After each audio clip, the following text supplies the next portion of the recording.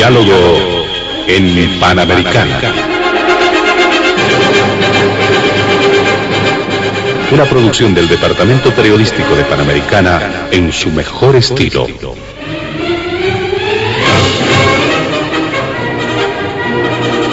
Entrevistas exclusivas sobre temas que crean expectativa general.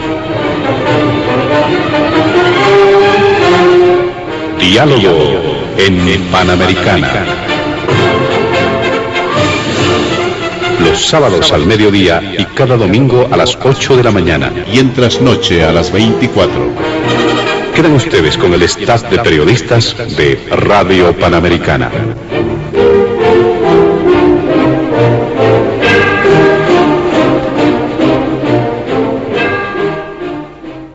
¿Qué tal, amigos de todo el país? Bienvenidos a Diálogo en Panamericana. En esta ocasión vamos a desarrollar el tratamiento de distintos temas de la agenda informativa. 3 puntos para ser precisos. El primer punto tiene que ver con algunos criterios sobre el trabajo alrededor del censo de población y vivienda. Además de que en los pasados días, los recientes días, se han ido presentando algunas ideas en torno a establecer y definir una fecha oficial. Si bien el decreto supremo vigente habla del año 2024, se habla de unos meses en específico sin fijar una fecha establecida.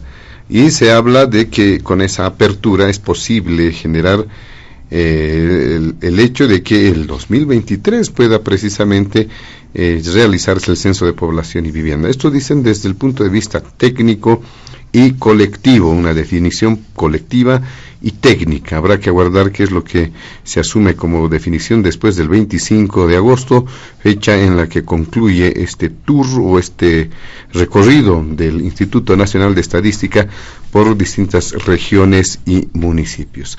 Este es el primer punto de diálogo en Panamericana. El segundo punto tiene que ver con el conflicto de Adepcoca. Vamos a realizar algunas evaluaciones respecto a lo que se está presentando en este conflicto de Adepcoca y las propuestas de solución que puedan surgir a partir de este programa también en otros escenarios. Y finalmente, en el tercer punto, una mirada internacional. Se ha registrado una suerte de alarma, dice, en Nicaragua, por el pedido, ese clamor que tiene la Iglesia Católica en este país para que la máxima autoridad, como es el Papa Francisco, pueda emitir algunas acciones, un pronunciamiento respecto a esas denuncias de abusos que se estarían registrando en Nicaragua, incluso en contra de la Iglesia. Estos 3 puntos están en la agenda de diálogo en Panamericana. Nuestros invitados especiales de este fin de semana, y como es usual en los últimos programas en Panamericana, hemos establecido una modalidad para fijar el orden de participación, un sorteo previo entre nuestros invitados. Por ello vamos a dar la bienvenida inicialmente al analista, al investigador orureño Joshua Bellot. También está junto a nosotros el representante del CONADE, don Manuel Morales, y finalmente el exministro de la Presidencia, expresidente del Senado, don René Martínez, a quien lo tenemos de vuelta desde hace algún tiempo. Junto a ellos estaremos desarrollando la agenda de diálogo en Panamericana. Antes de emitir las primeras consultas en el programa, vamos a solicitar a nuestros amables invitados de este fin de semana evitar emitir cualquier criterio que sea considerado de racismo o discriminación en el marco de las normas vigentes en nuestro país.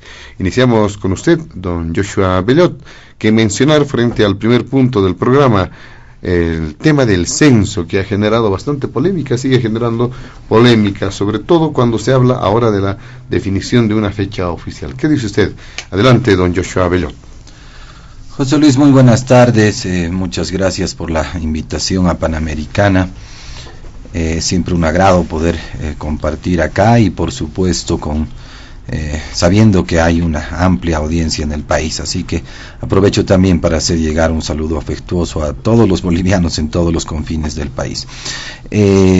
También saludar, por supuesto, a los distinguidos panelistas, René Martínez, Manuel Morales. Por supuesto, son personas, analistas con mucha credibilidad en el país. Un poquito ya hablando del censo, como decías, en realidad todos estos días pues ha hecho noticia, muchos analistas han hablado al respecto y sabemos que el INE junto a algunas autoridades más están dando una vuelta por los departamentos, ¿no? Se inició esta vuelta por Oruro, yo había comentado ya en Panamericana que a nombre de la Cámara de Comercio quise asistir a esa reunión, me prohibieron la asistencia. Y bueno, luego nos enteramos de varias cosas que habían sucedido en la reunión, como el hecho de que no llegaron siquiera a Oruro las autoridades ni el director del INE, y solamente fue una reunión por Zoom, ¿no? Por supuesto, luego instituciones se han pronunciado al respecto, por supuesto, diciendo que esto era una falta de respeto. No es posible que se tengan reuniones de ese tipo más con autoridades, y en realidad solo fue con 3 instituciones.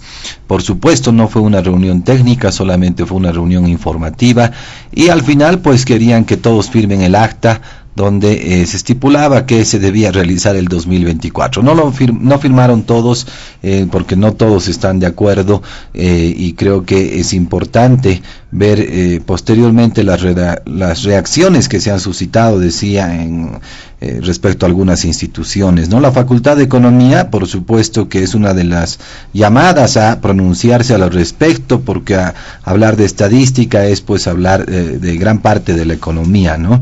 Y se emitió un voto resolutivo donde se decía primero que no está bien que haya esa falta de respeto por parte de las autoridades y del INE hacia la región, pero también con que no estamos de acuerdo con que se imponga una fecha, un retraso excesivo del censo para el 2024.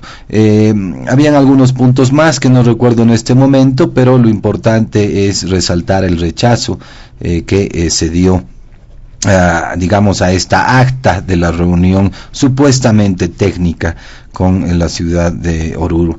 Posteriormente se llevó a cabo también una reunión llamada por el Comité Cívico, donde se tuvo la presencia de varias instituciones, y por supuesto también se emitió un voto resolutivo rechazando primero esta reunión, que repito pues fue una falta de respeto para la región, pero además también determinando que la realización del censo debería hacerse el 2023, no existiendo argumentos técnicos para el retraso, ¿no? Entonces miren, son algunas instituciones que han emitido hacia la luz pública este rechazo, y por supuesto lo ocurrido, digamos, en Oruro. Miren, tengo referencia, después se hizo una reunión en Tarija, donde asistió incluso un ministro, por supuesto fue una reunión presencial, pero lamentablemente a ciudades como Oruro pues creo que no, realmente se la deja de un lado, no se la toma en cuenta, y lamentablemente los orureños también a veces nos prestamos para estas manipulaciones del gobierno, ¿no? Pero bueno, sin duda creo que es importante hablar de el censo. ¿Por qué sí un 2023? ¿Por qué no el 2023 y retrasarlo para el 2024? Y bueno, el INE y las autoridades afirman de que hay varios trabajos según un cronograma que no presentaron a la luz pública. Nadie conoce ese cronograma. Ojalá nos hagan conocer el cronograma y el presupuesto, porque no debería ser ningún secreto, ¿no? Pero bueno, nos dicen que entonces falta varios trabajos, o sea que el 2022 jamás se pensó en hacer el censo. En realidad era un discurso mentiroso, porque nada estaba preparado para su realización.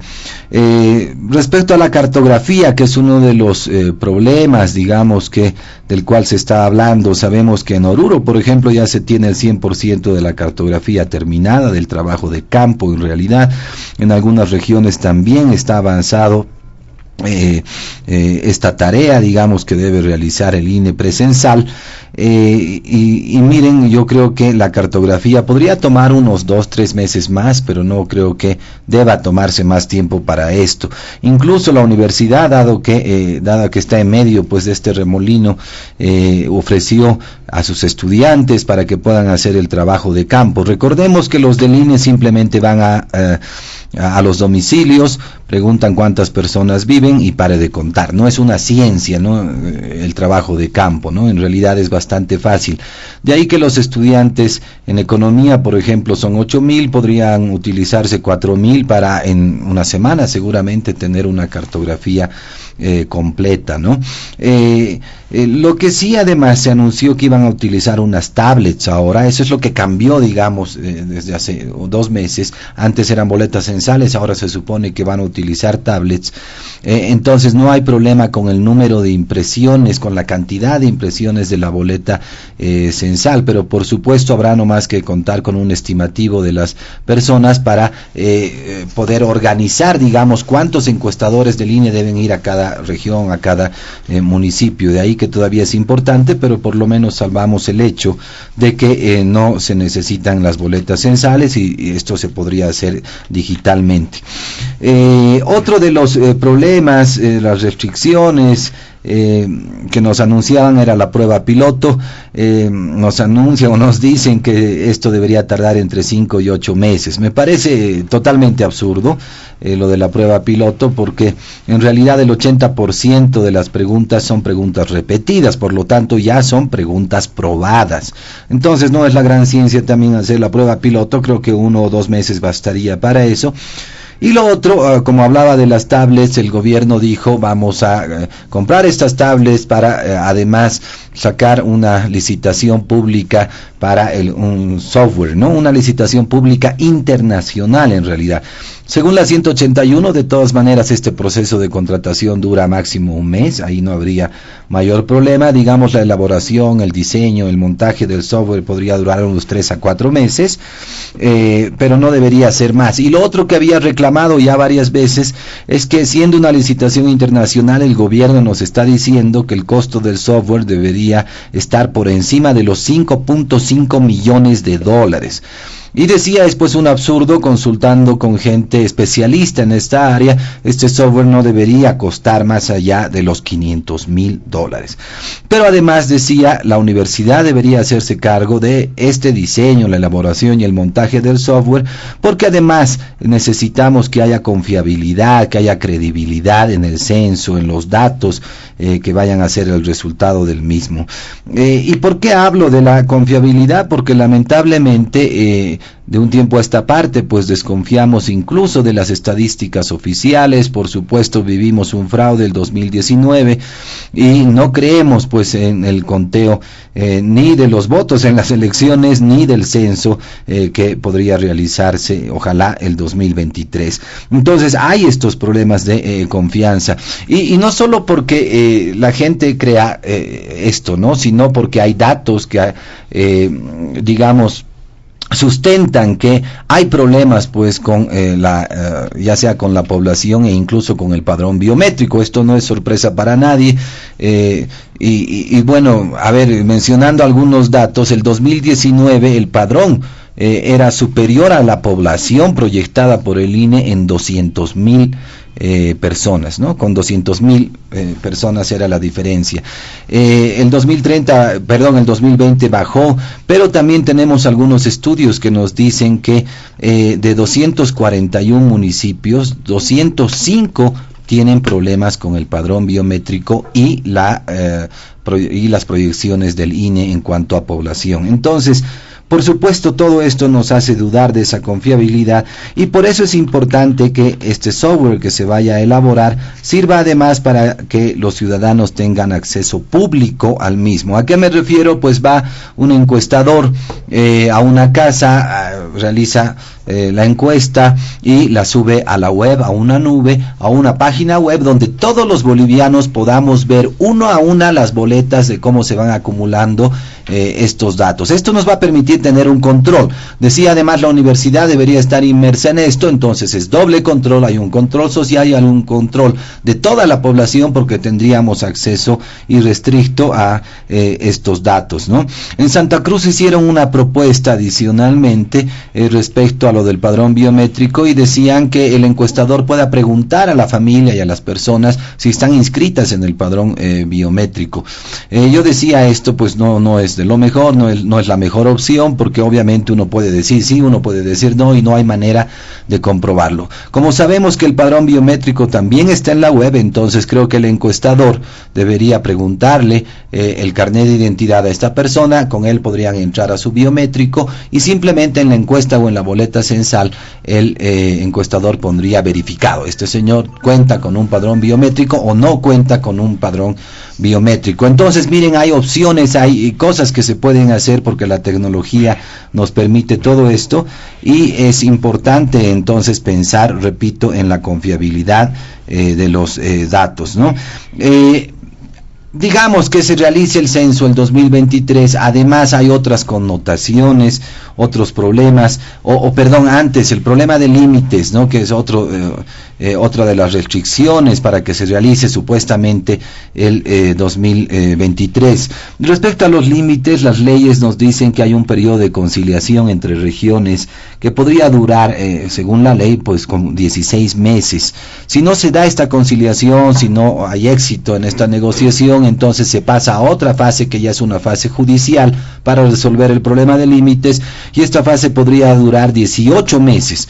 Entonces miren, ya nos hemos excedido incluso el tiempo para el 2024 y sabemos todos que en realidad las regiones tienen problemas desde hace más de una década con este problema de los límites, ¿no? Entonces no debería ser esto un problema para llevar adelante el censo porque además se había propuesto que en las regiones donde haya problema de estos límites y por lo tanto del conteo de la población para un lado o para el otro, se deba asignar un código cero, un código neutral que permita pues con posterioridad poder asignar las poblaciones. Entonces, bueno, hay varios aspectos y creo que en la próxima intervención podría hablar un poco de algunos efectos del censo. Lo que ahora ha hecho, digamos, es desvirtuar un poco estos problemas que supuestamente hacen que el censo se vaya hasta el 2024, pero creo que en términos técnicos entonces no habría ningún tipo de problema para poderlo llevar el 2023. Muchas gracias, don Joshua Bellot. Le damos la palabra a don Manuel Morales para dar cuenta de este primer punto del programa con este añadido, partiendo de lo que mencionaba don Joshua Bellot, el tema de los efectos. Por el momento es la discusión de llevar adelante el 2023 o el 2024, ¿no es cierto? Un poco bajo el criterio de que si se hace el 2023 estaremos a tiempo para establecer algunas modificaciones en varios rubros, desde el ámbito económico, incluso político, con un rediseño del mapa político, es decir, de circunscripciones, por ejemplo, en todos esos detalles que tienen que ver con también tareas que deben desarrollarse desde el punto de vista electoral para el 2025. Y si se realiza el 2024, dicen muchos, ya no habrá tiempo, entonces se tendrá que postergar los efectos, sobre todo políticos, para las elecciones del 2030. Bueno, esa es una discusión que se ha ido generando en el escenario. Pero ¿qué garantiza? ¿Qué garantiza de que se realicen el censo el año 2023? ¿Qué garantiza de que tenga un efecto inmediato respecto a lo que se está esperando? O eventualmente es posible que, independientemente de la fecha de realización del censo, si se lleva adelante el 2023, ¿qué garantiza que se cumplan estos efectos? ¿Podrá haber algún mecanismo que evite más bien la aplicación de sus efectos? ¿Qué dice don Manuel Morales? Sí, la Constitución en el artículo 146, en el parágrafo 5, y lo voy a leer, dice: la distribución del total de escaños entre los departamentos se determinará por el órgano electoral en base al número de habitantes de cada uno de ellos, de acuerdo al último censo nacional. En realidad en la Constitución esta es la mención más directa, ¿no?, que se hace al tema del censo. Entonces el censo, si bien podemos discutir que es un tema absolutamente técnico, sí tiene un efecto político. Entonces la realización del censo técnico, de calidad, concertado, transparente, participativo, sí tiene un efecto político, ¿no? Entonces creo que el conflicto se desata cuando el último censo ha sido el 2012, existe en la nueva Constitución precisamente el catálogo, ¿no?, de las competencias, y se señala, ¿no?, que el censo es parte de las competencias privativas y exclusivas del nivel central.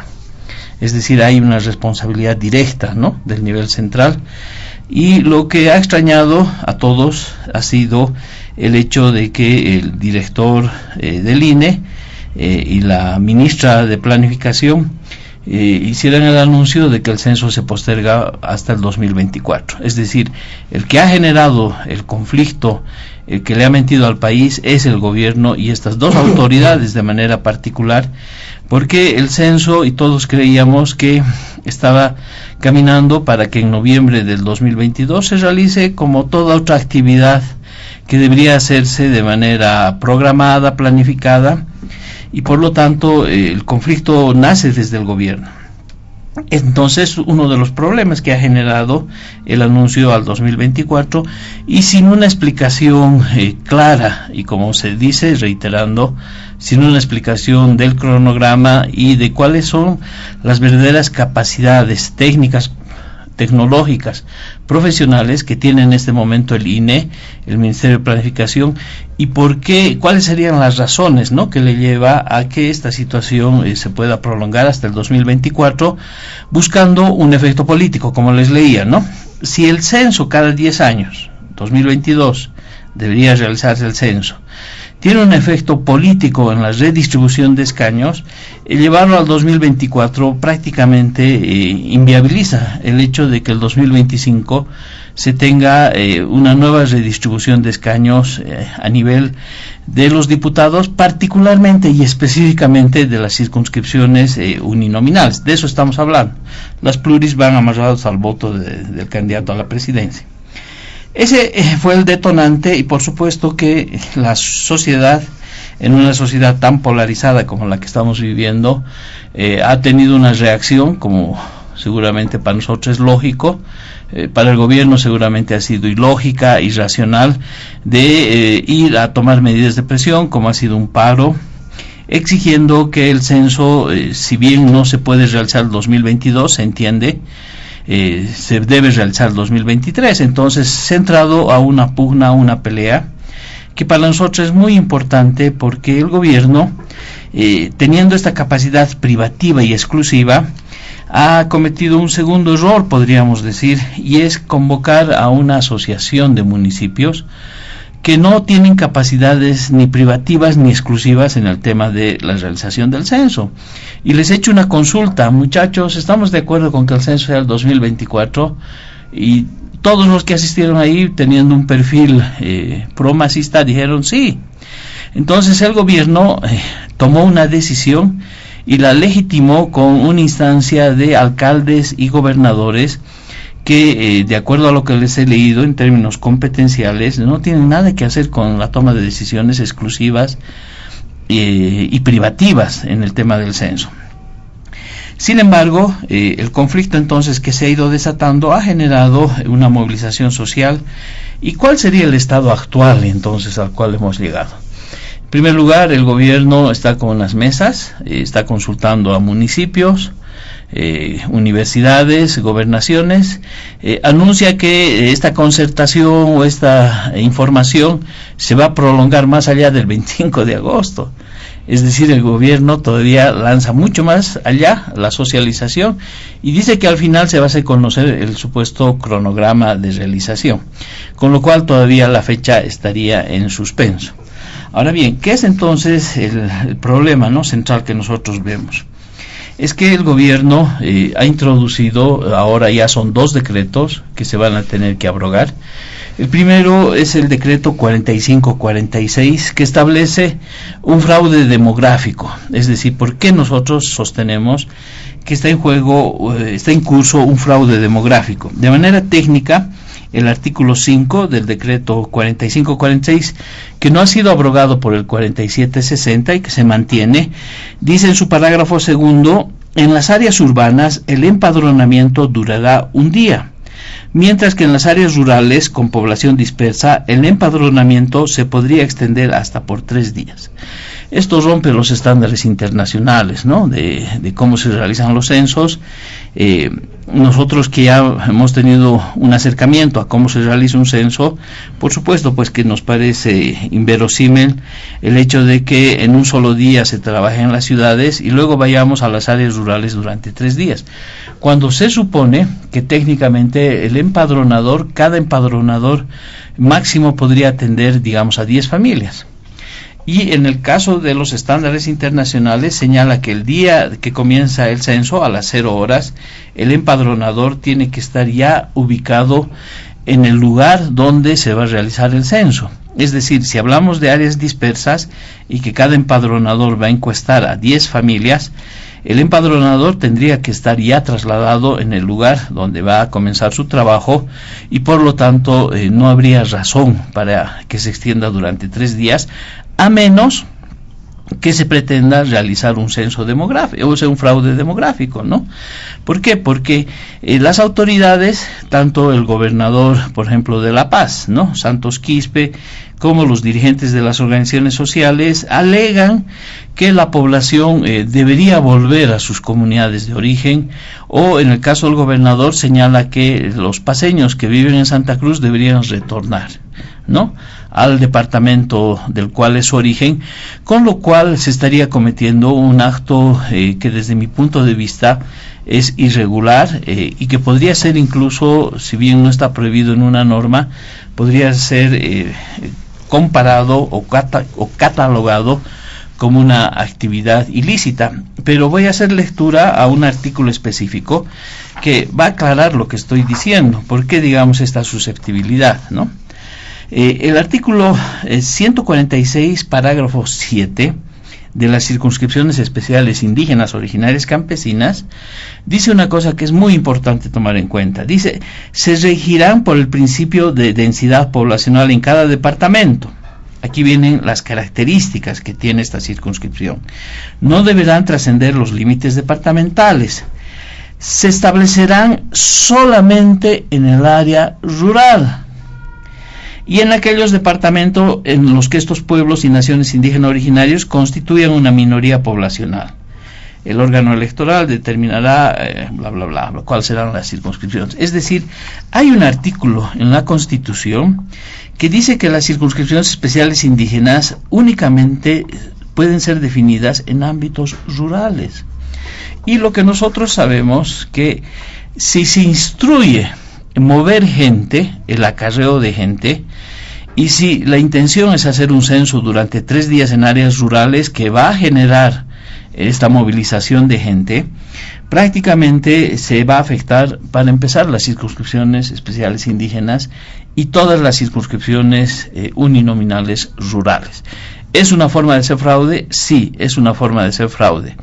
¿Tiene esto algún parangón con otras normas, otros procedimientos que son considerados ilegales? Sí. En la ley electoral se estipula que aquella persona que mueva gente el día de las elecciones, ¿no?, de un recinto electoral a otro, es considerado como un delito electoral. Es decir, sí hay un parangón, hay un punto de referencia, es decir, que movilizar gente de un lugar a otro, incitar a que la gente vuelva a sus comunidades o se cambie de un departamento al otro, o finalmente que existe este acarreo, es un acto ilegal. Por lo tanto, el decreto supremo 4546, en su artículo 5º, parágrafo 2, que no ha sido abrogado, debe ser abrogado, porque este es un tema que nos encamina al tema del fraude. Ahora bien, sigamos entonces haciendo el análisis del fraude demográfico.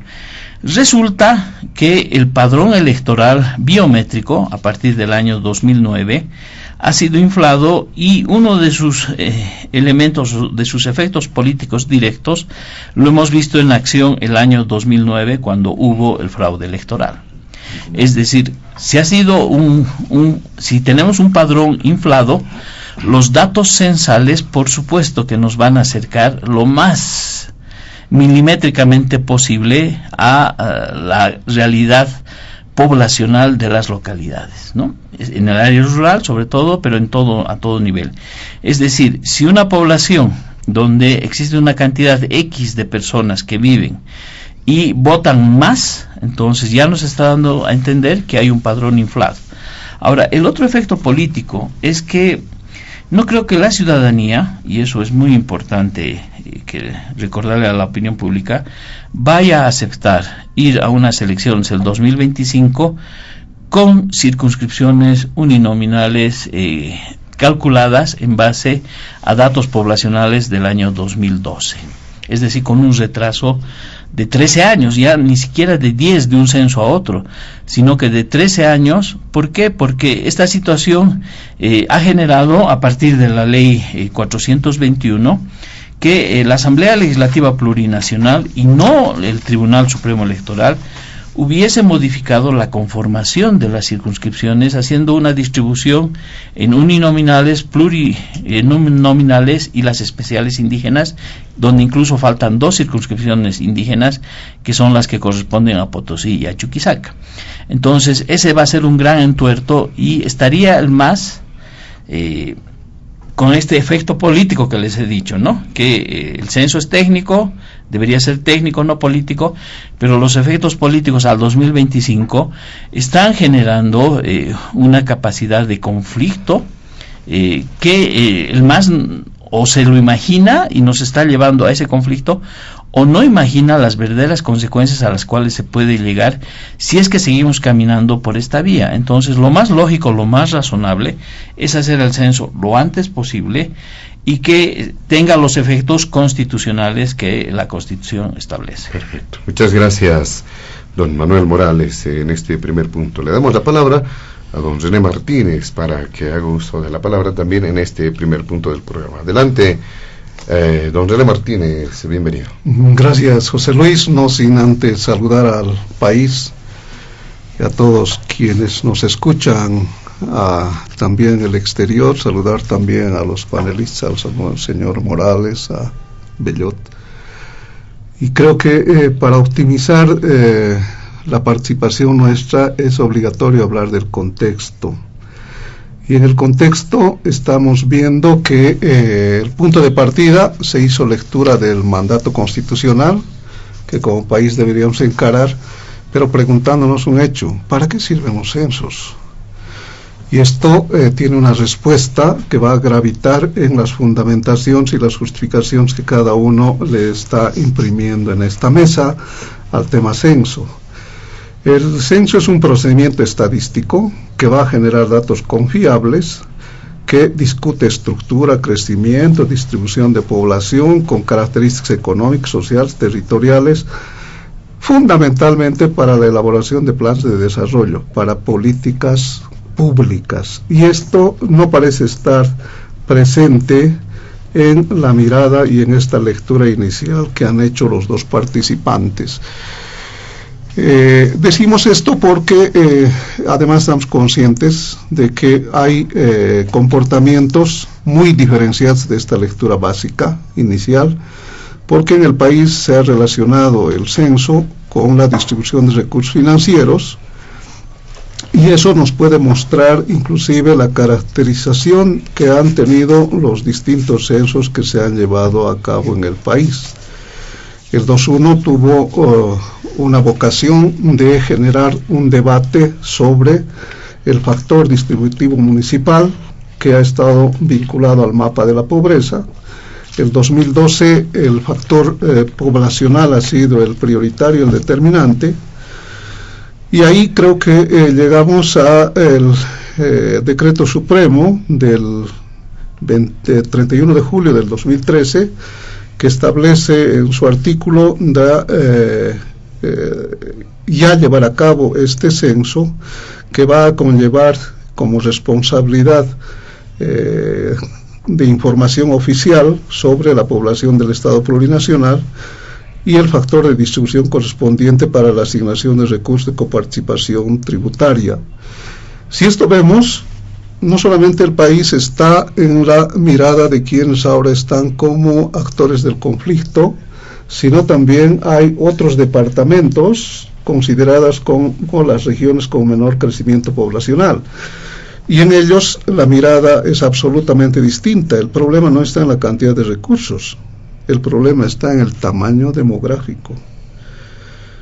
Y por supuesto que esos recursos que van a entrar en un factor de redistribución van a tener incidencia para tener un valor diferenciado para estas regiones, porque el censo servirá para reflexionar sobre también este componente demográfico, y por lo tanto la cantidad de recursos no solamente es una de las causas, sino también hay que ver los recursos que generan esos efectos del tamaño demográfico que hacen asimetrías en el desarrollo de cada uno de los departamentos. Por lo tanto, por ejemplo, para Chuquisaca, para Potosí, para Tarija, Beni, Pando, es un problema demográfico que obliga a tomar en cuenta vulnerabilidades demográficas para plantearse y alcanzar propósitos de organización económica en base al modelo económico plural que está señalado en el 361, concordante con 313 de la Constitución Política del Estado,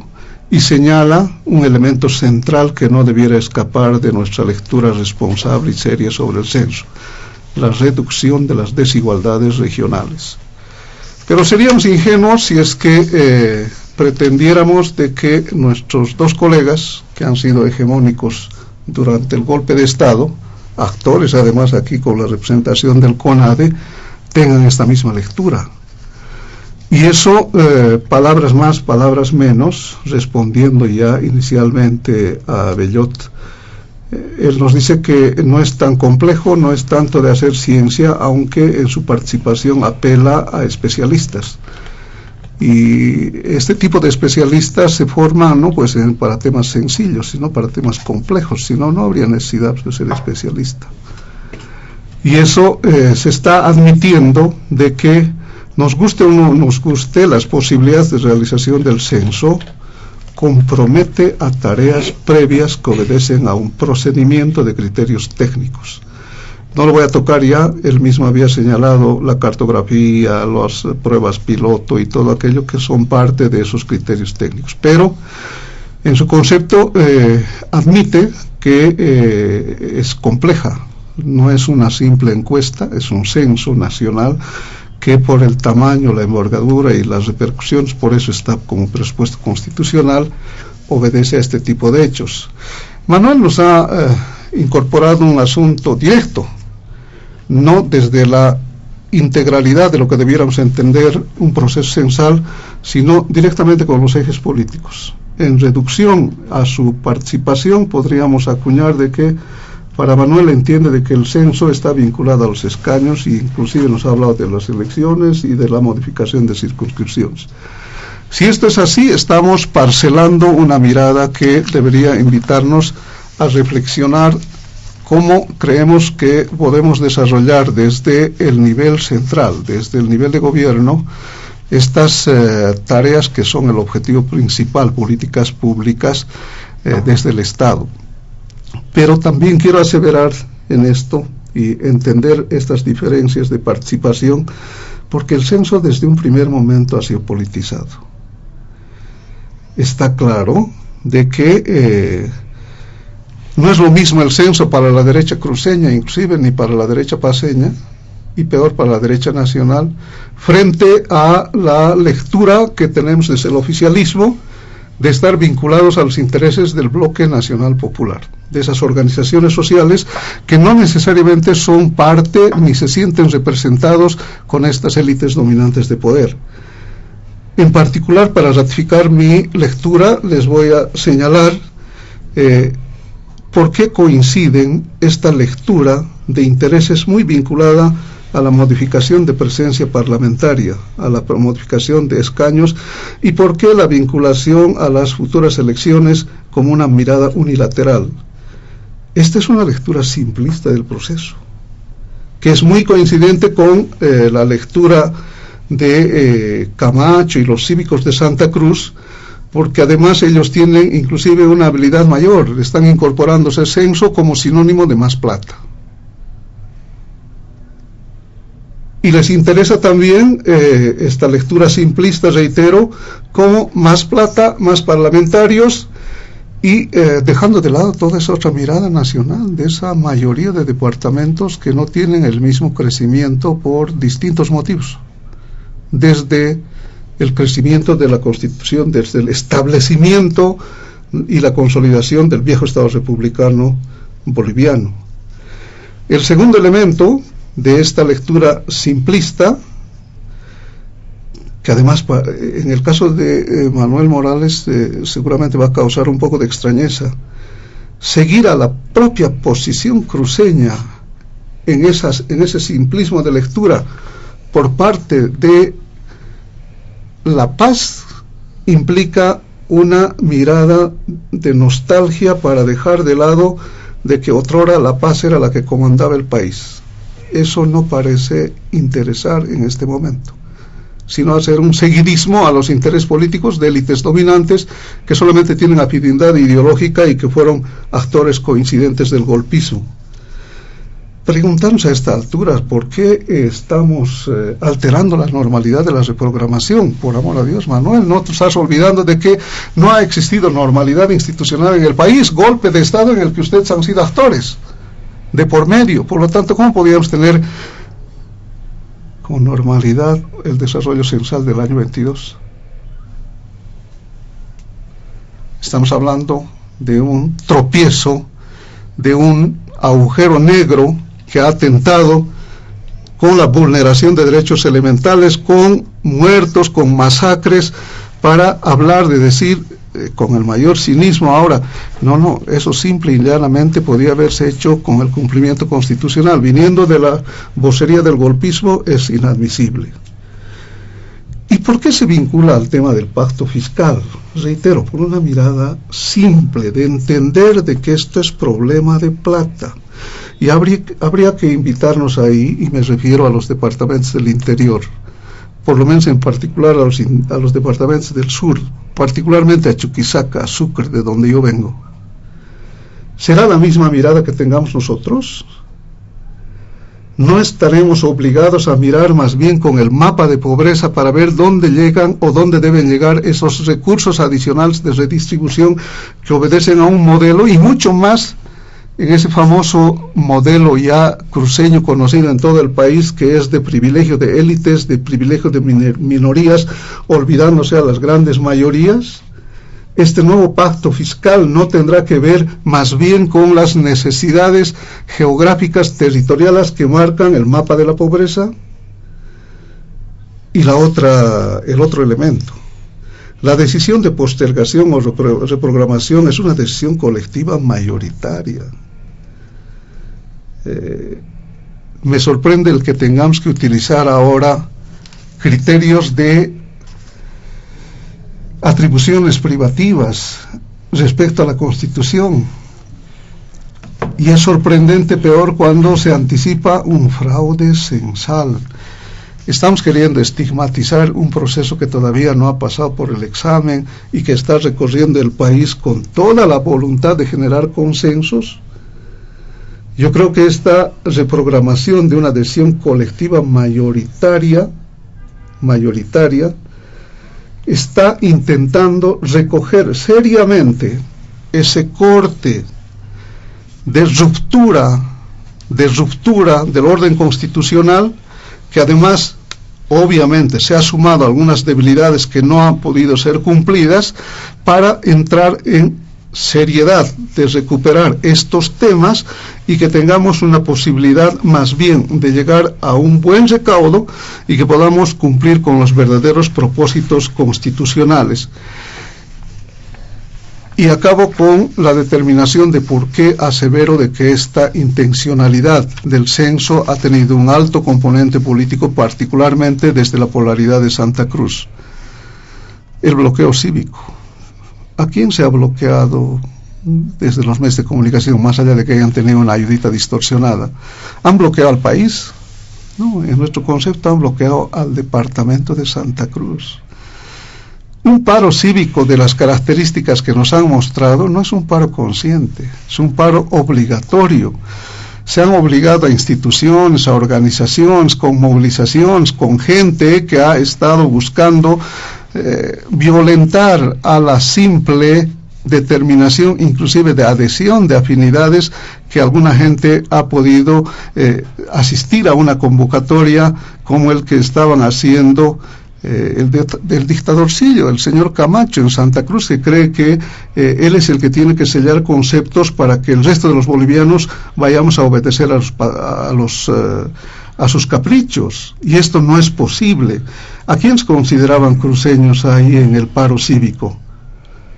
Los señores que han determinado este paro, los que han decidido este paro, fueron los políticos que se creen los dueños de Santa Cruz. Desde hace décadas se está utilizando el Comité Cívico y la cruceñidad para hablar en nombre de Santa Cruz e imponer estos caprichos políticos. ¿Quién son cruceños para ellos? El Comité Cívico y el señor Camacho definen a quiénes van a estar subordinados a los intereses de él y su persona. En nuestro concepto, son cruceños todos los hombres y mujeres que nacen, viven, trabajan, estudian en Santa Cruz.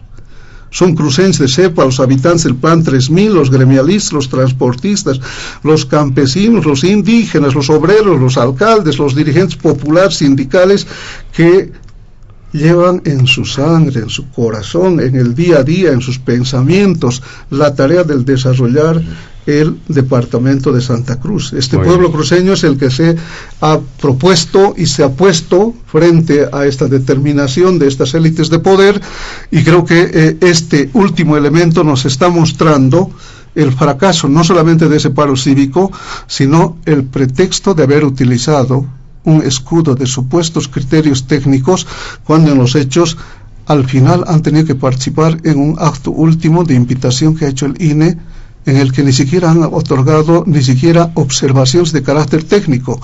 Y cierro con esta premisa más: ¿cómo podías confiar en un sujeto que habla tanto de criterios técnicos cuando ni siquiera en la gestión hay una gestión mediocre en Santa Cruz desde la titularidad del señor Camacho? ¿Y cómo nos puede demostrar criterios técnicos si es que ni siquiera su gestión está pudiendo superar? Es uno de los últimos en ejecución de inversión pública. Muy bien, muchas gracias, don René Martínez. Vamos a realizar una brevísima nueva ronda, por favor, en este primer punto, para no dejar de tratar, considerar también los otros puntos que son muy importantes en el programa. Le damos la palabra a don Joshua Bellot para que pueda hacer referencia a este primer punto con algunas puntualizaciones, criterios para ir cerrando el mismo. Adelante, don Joshua Bellot. Gracias, José Luis. No muy corto, por favor. Hay varios puntos que han quedado todavía en el aire. A ver, simplemente para hablar un poquito sobre lo que dijo René Martínez. Primero, cuando yo me refiero a especialistas, claro, al MAS le resulta un poco, no sé, sorpresivo hablar de especialistas, porque claramente ellos nos dicen que ni siquiera hay que estudiar e ir a la universidad, ¿no? Uno requiere un especialista para tener un trabajo de calidad. Cualquiera puede hacer el trabajo, y el MAS ya nos ha mostrado cómo se hacen mal los trabajos, ¿no? Lamentablemente hemos dependido estos años tanto del Estado y de personas que no tienen ni idea de lo que hacen, que han invertido 1.300 millones de dólares en el Salar de Uyuni. Tenían que producir, o la empresa tenía que producir o exportar 30.000 toneladas de carbonato de litio el 2014, y el 2021 se ha exportado apenas 1.000 o menos de 1.000.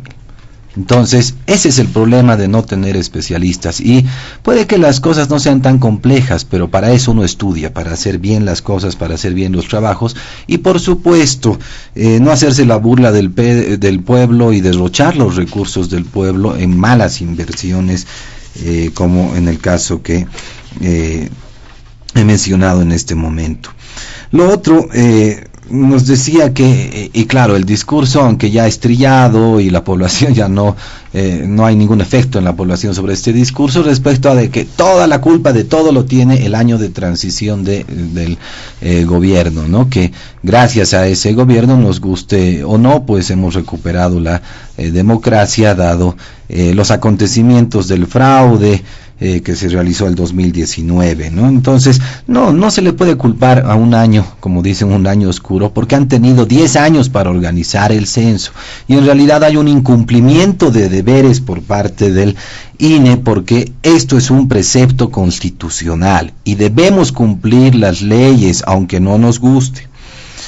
Es importante también recalcar, nos hablaba un poco de lo nacional popular, nos hablaba de argumentos simplistas y por supuesto de las connotaciones acerca de los recursos que son, digamos, un resultado de este proceso censal, y nos decía, pueden haber distintos motivos para que regiones, digamos, como Oruro, pues hayan sido expulsoras de población y que obviamente económicamente hablando, pues estén retrasadas respecto a las otras regiones.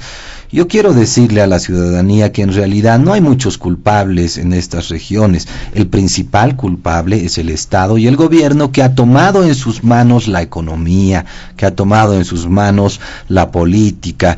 Nos cansan con el discurso de la participación del Estado, que debe ser primordial. Obvio, ellos han decidido qué producir, ellos han decidido en qué invertir y derrochar el dinero de los bolivianos. Para poner el caso de Oruro, han construido un teleférico muy bonito con 100 millones de bolivianos, pero no sirve porque nadie entra al teleférico, ¿no? Han construido una pasarela en medio de la ciudad, 100 millones, nadie les ha dicho que hagan, se les ha dicho que era una mala inversión, nadie utiliza la pasarela, que es de unas 4 o 5 cuadras, y podemos enumerar uno a uno las inversiones, el fracaso de Guanuni, el fracaso de Vinto, con una deuda superior a los 100 millones de dólares. Entonces, miren, el Estado se ha encargado de todo y de controlar la vida de los ciudadanos.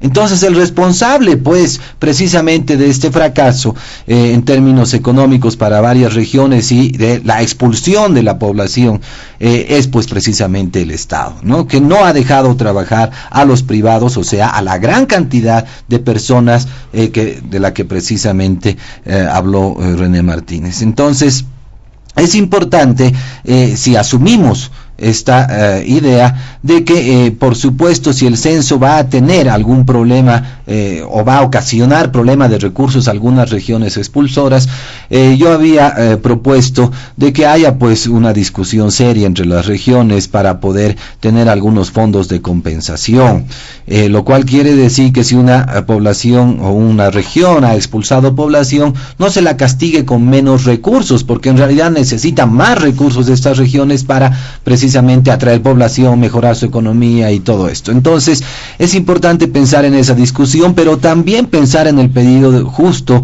seguramente de Santa Cruz, del Alto, que han tenido incrementos interesantes en su población y por lo tanto requieren, pues, más recursos. ¿De dónde saldría estos recursos? Precisamente del 87% de los recursos del país que acapara el gobierno central y que lamentablemente siempre los ha derrochado. Entonces, esto permitiría, pues, que se lleve a cabo el censo de manera, digamos, no conflictiva entre las regiones. Y por último, quiero decir que en realidad no deberíamos temerle a un censo, es una evaluación de varios indicadores poblacionales, seguramente también económicos y por supuesto también de algunas connotaciones político-ideológicas. Miren que el anterior censo se decía que el 62% de la población estaba en el área rural y eran considerados indígenas, no sé. Esto se ha volteado con seguridad y obviamente el MAS está previendo que en las ciudades estén más del 70% y no se va a poder justificar entonces esa mayoría indígena. Por supuesto, no quiero que se dé ninguna connotación racista, sino más bien democrática, porque cada población según su proporción debe estar representada. Miren, hay otras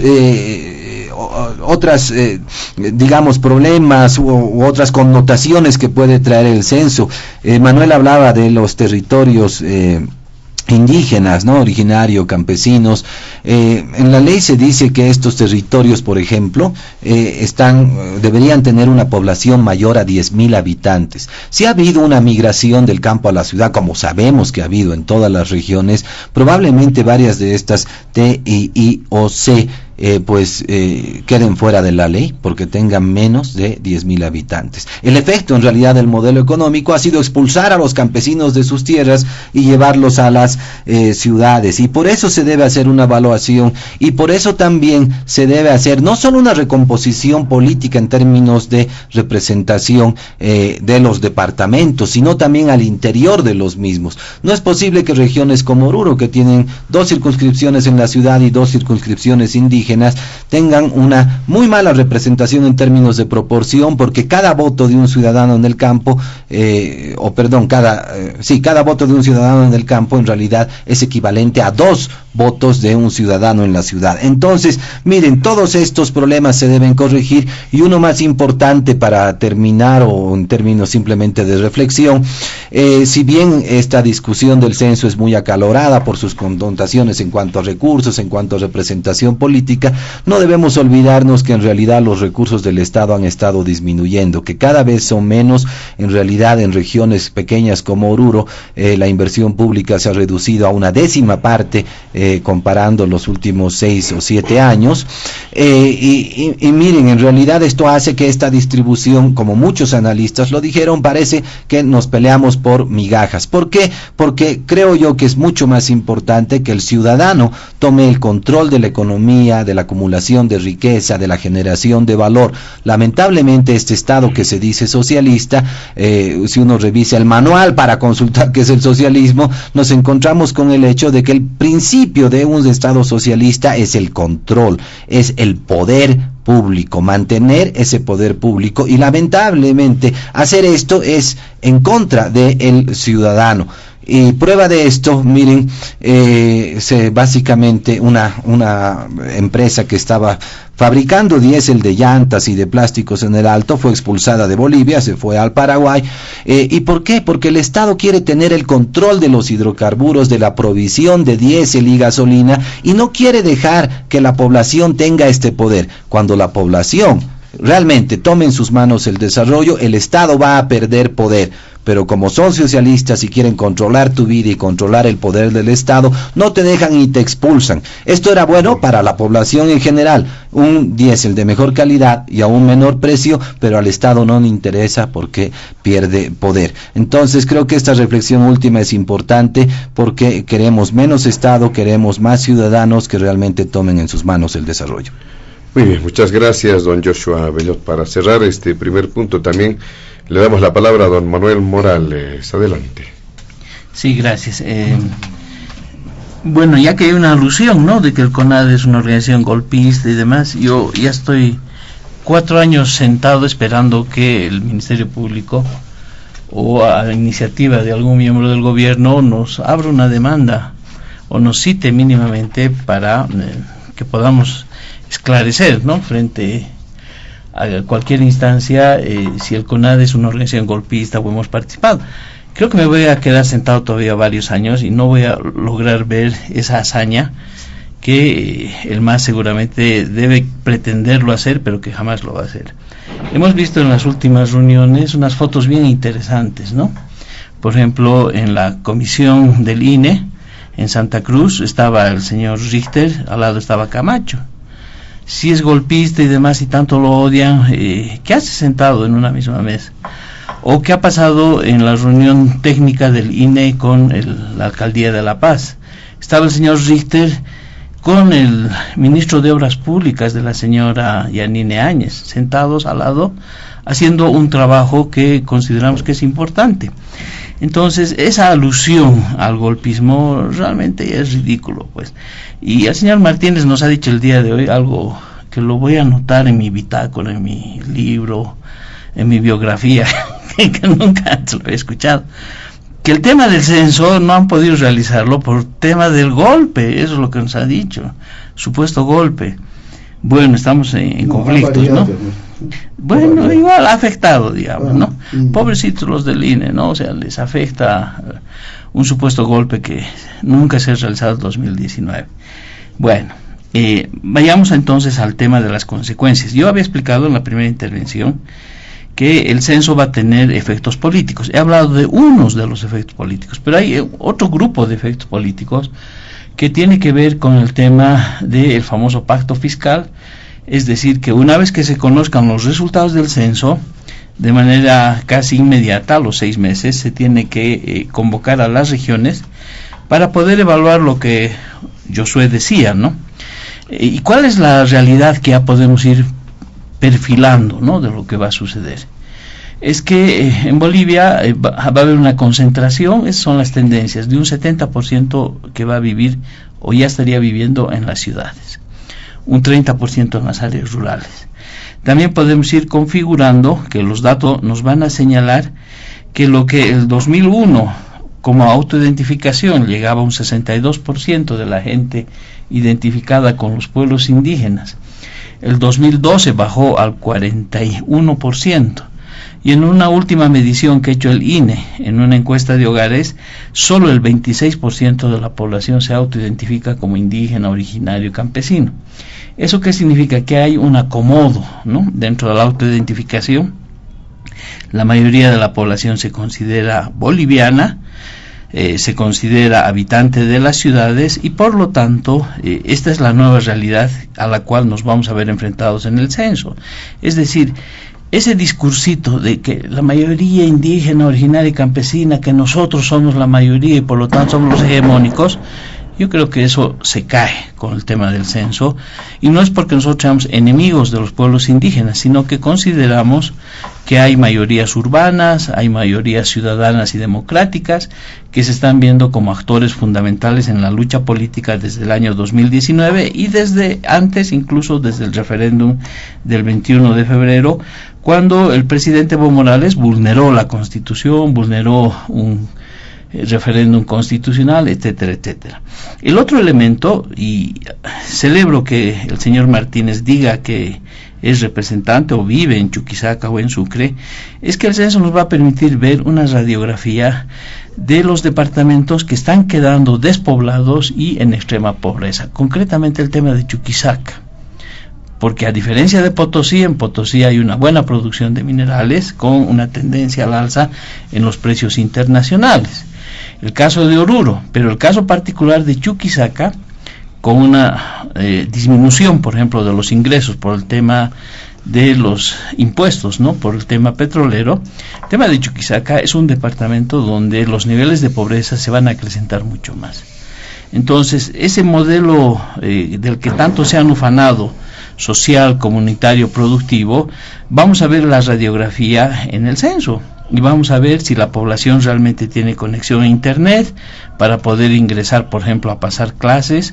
Vamos a ver si las familias tienen celulares y por qué tanto desde los sectores del MAS rechazan, por ejemplo, la idea de ir a una educación virtual o no han podido durante estos 2 años implementar una educación virtual. Vamos a ver cómo anda el tema del empleo. Si realmente la gente tiene un empleo digno, no precarizado, si la gente realmente es parte del sector formal o el sector informal.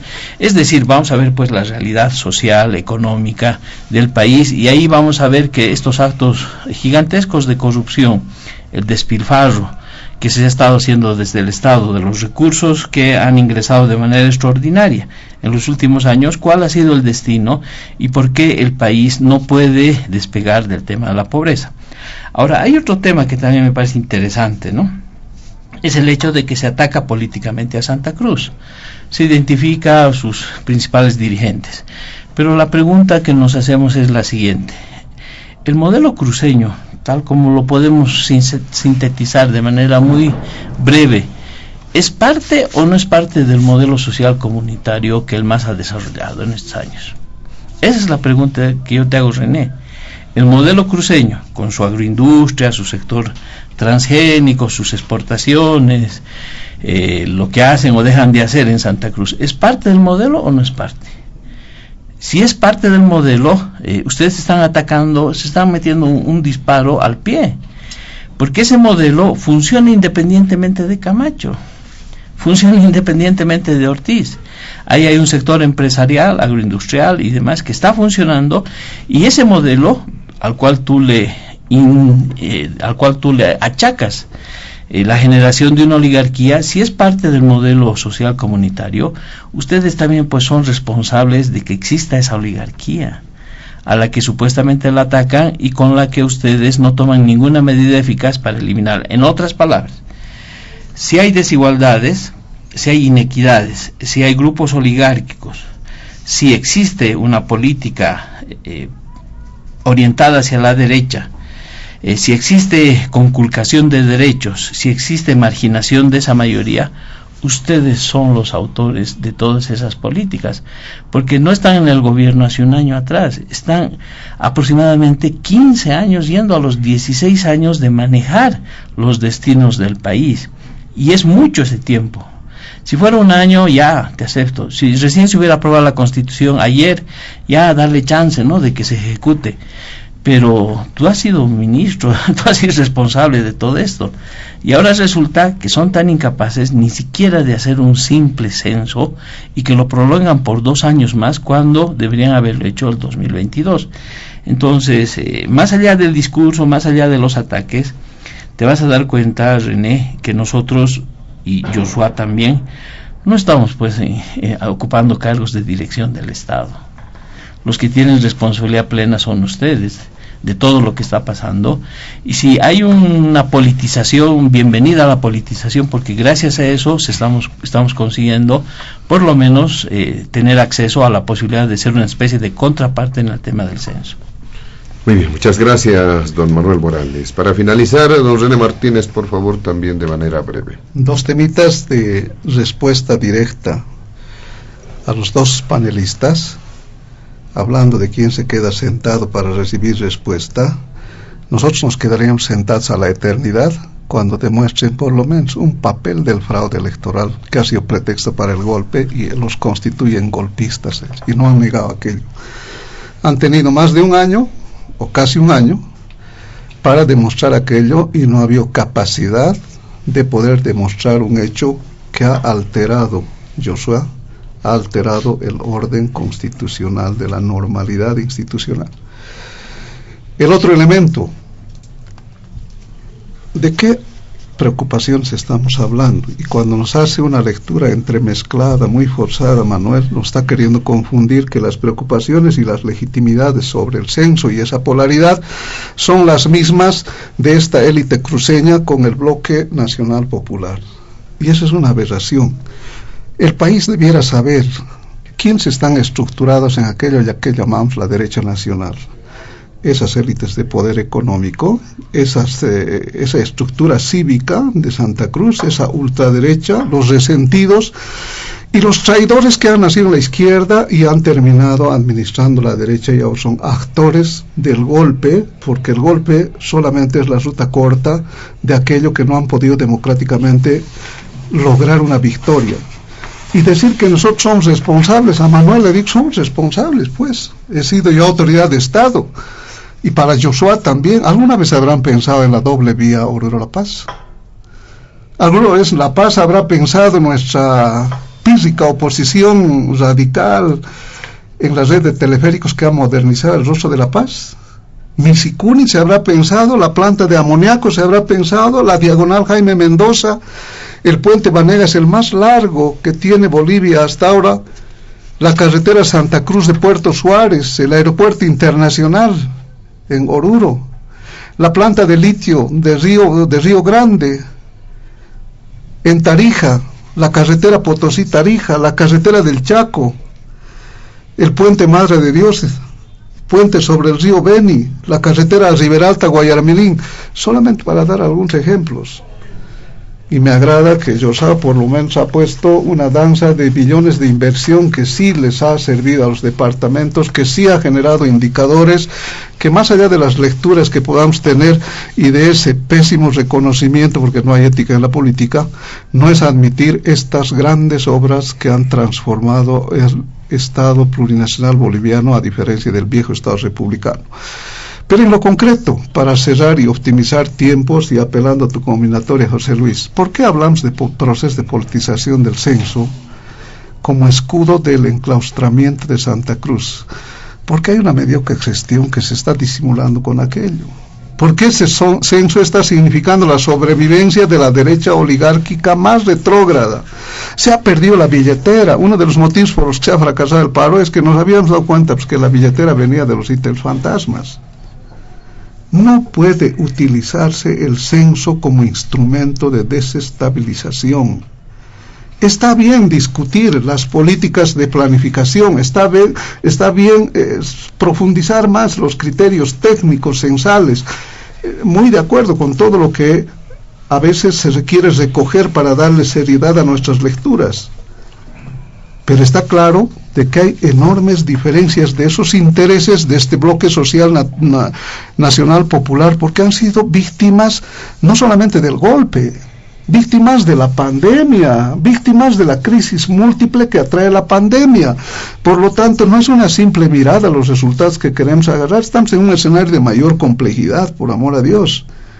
Y esto tiene que ser incorporados con principios básicos de equidad, de principios de equilibrio, de redistribución, no estamos desconociendo que los departamentos del eje tienen que tener más empuje, por supuesto que sí, pero no podemos olvidarnos de los departamentos postergados, que es producto, y ahí no te acuerdas, Manuel, solamente te acuerdas de los 14 o 15 años, desde la vieja estructura del Estado republicano hasta estos tiempos últimos. ¿Quiénes manejaban el gobierno? ¿No son las élites de derecha? Y tú lo sabes muy bien, tú lo conoces muy bien por los antecedentes que he podido recoger de tu trayectoria política. En definitiva, José Luis, te decía, para optimizar tiempos, desde la lectura del gobierno hay voluntad política para dialogar. Hay mesas técnicas, más allá de estas observaciones que están criticándose al desarrollo de plazos, eso es en lo serio, porque esa ruta de construcción técnica de un proceso de consensos para llegar a un buen puerto en el censo, creemos que es la forma más útil de poder llegar al cumplimiento de los presupuestos constitucionales. Y se confirma además la apertura del gobierno al señalar que el censo no será impuesta sino definida de manera técnica. Esta declaración compromete la fe de posición de nuestro presidente Luis Arce Catacora, que está señalando con claridad meridiana esta voluntad política de llevar a cabo el censo. Más allá de cualquier otra consideración, hay sumatoria del alto, de autoridades subnacionales, de alcaldes, de rectores que están participando a lo largo y ancho del país, están generando debates para sumar ese respaldo, porque se han dado cuenta que hay una intención de politización y por lo tanto han generado un documento último que es conocimiento a nivel nacional de que el propósito de esa suscripción de convenio de autoridades subnacionales intenta llegar a la ruta de la despolitización y la reprogramación del censo para discutir los 4 ejes básicos que todo censo debiera discutir: asignación de recursos, grados de desarrollo humano, criterios de proporcionalidad, indicadores que va a permitir ser base de una planificación de políticas públicas a futuro que si es que queremos tener resultados altamente positivos del censo. Muy bien, muchas gracias. Le damos también a René Martínez, cerrando este primer punto del programa.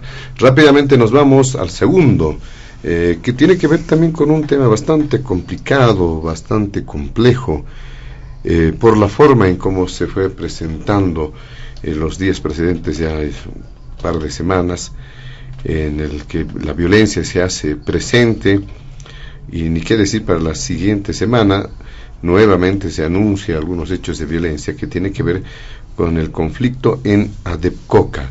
¿Qué es lo que está ocurriendo? Además, ¿cuál es la fórmula de solución? Muchos dicen es simple: cumplir la norma, cumplir la ley, respecto a los mercados legales establecidos en La Paz y en Cochabamba, pero hasta eso está siendo manejado de manera subjetiva, muchos dicen, porque existen lecturas y lecturas, hasta incluso negar que pueda plantearse como solución a algunas realidades que son de conocimiento ya desde hace bastante tiempo. Es decir, ¿qué podemos hacer? ¿Qué es lo que se puede proponer más allá de establecer responsabilidades en el conflicto de Adepcoca? ¿Qué dice don Joshua Bellot? Gracias, José Luis. Permíteme 40 segunditos sobre el anterior tema y sobre algunas aseveraciones de René Martínez. Por eso decía yo que era siempre importante especialistas para que hagan las cosas bien, ¿no?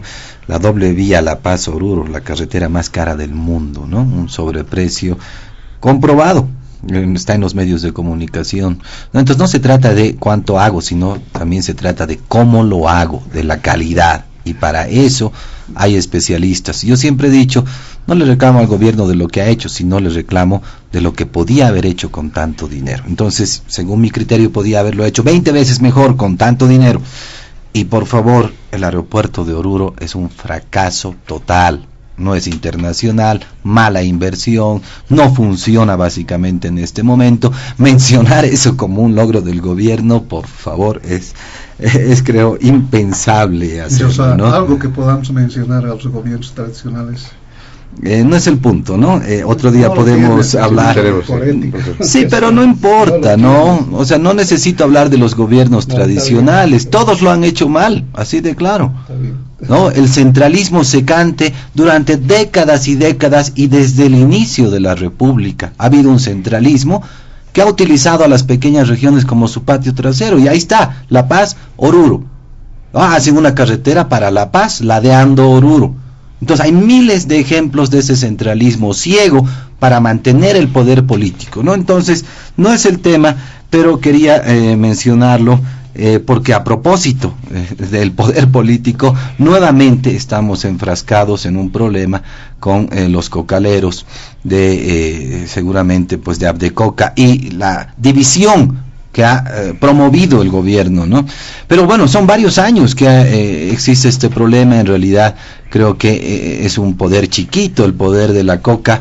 Yo revisando un poco el internet ayer me encontré con un librito del 2017 con la fotito de Evo Morales, de García Linera, festejando un aniversario de Abdecoca. Adepcoca va a cumplir ya 40 años, creo, ¿no? Y entonces ese librito, el del 2017, un poco hacía notar pues ese pacto que había entre el gobierno y los productores de coca, que a propósito de eso pues sabemos que se ha roto, ¿no? Se ha roto porque en últimas, como no lograron posesionar a sus dirigentes, tuvieron que hacer una paralela, comprar o no sé, buscar un inmueble para que haya otro mercado ilegal, como todos sabemos. Hay una ley 906, un artículo 24 de esta ley que reconoce a Adepcoca. Hay una resolución ministerial del Ministerio de Desarrollo Rural y Tierras que también reconoce al mercado de Villa Fátima, esto ya es textual, por supuesto al mercado en Cochabamba, en Sacaba, y esto hace ver, y creo que toda la población coincide con esto, pues que el gobierno lamentablemente está defendiendo la ilegalidad. ¿No? El gobierno ha promovido la ilegalidad y está defendiendo la ilegalidad. ¿Por qué? Porque la producción de coca en realidad es una producción no de libre mercado, es una producción controlada, porque sabemos que lamentablemente es un insumo para la fabricación de cocaína, ¿no? Entonces ese es el gran problema, es un poder entonces que se maneja.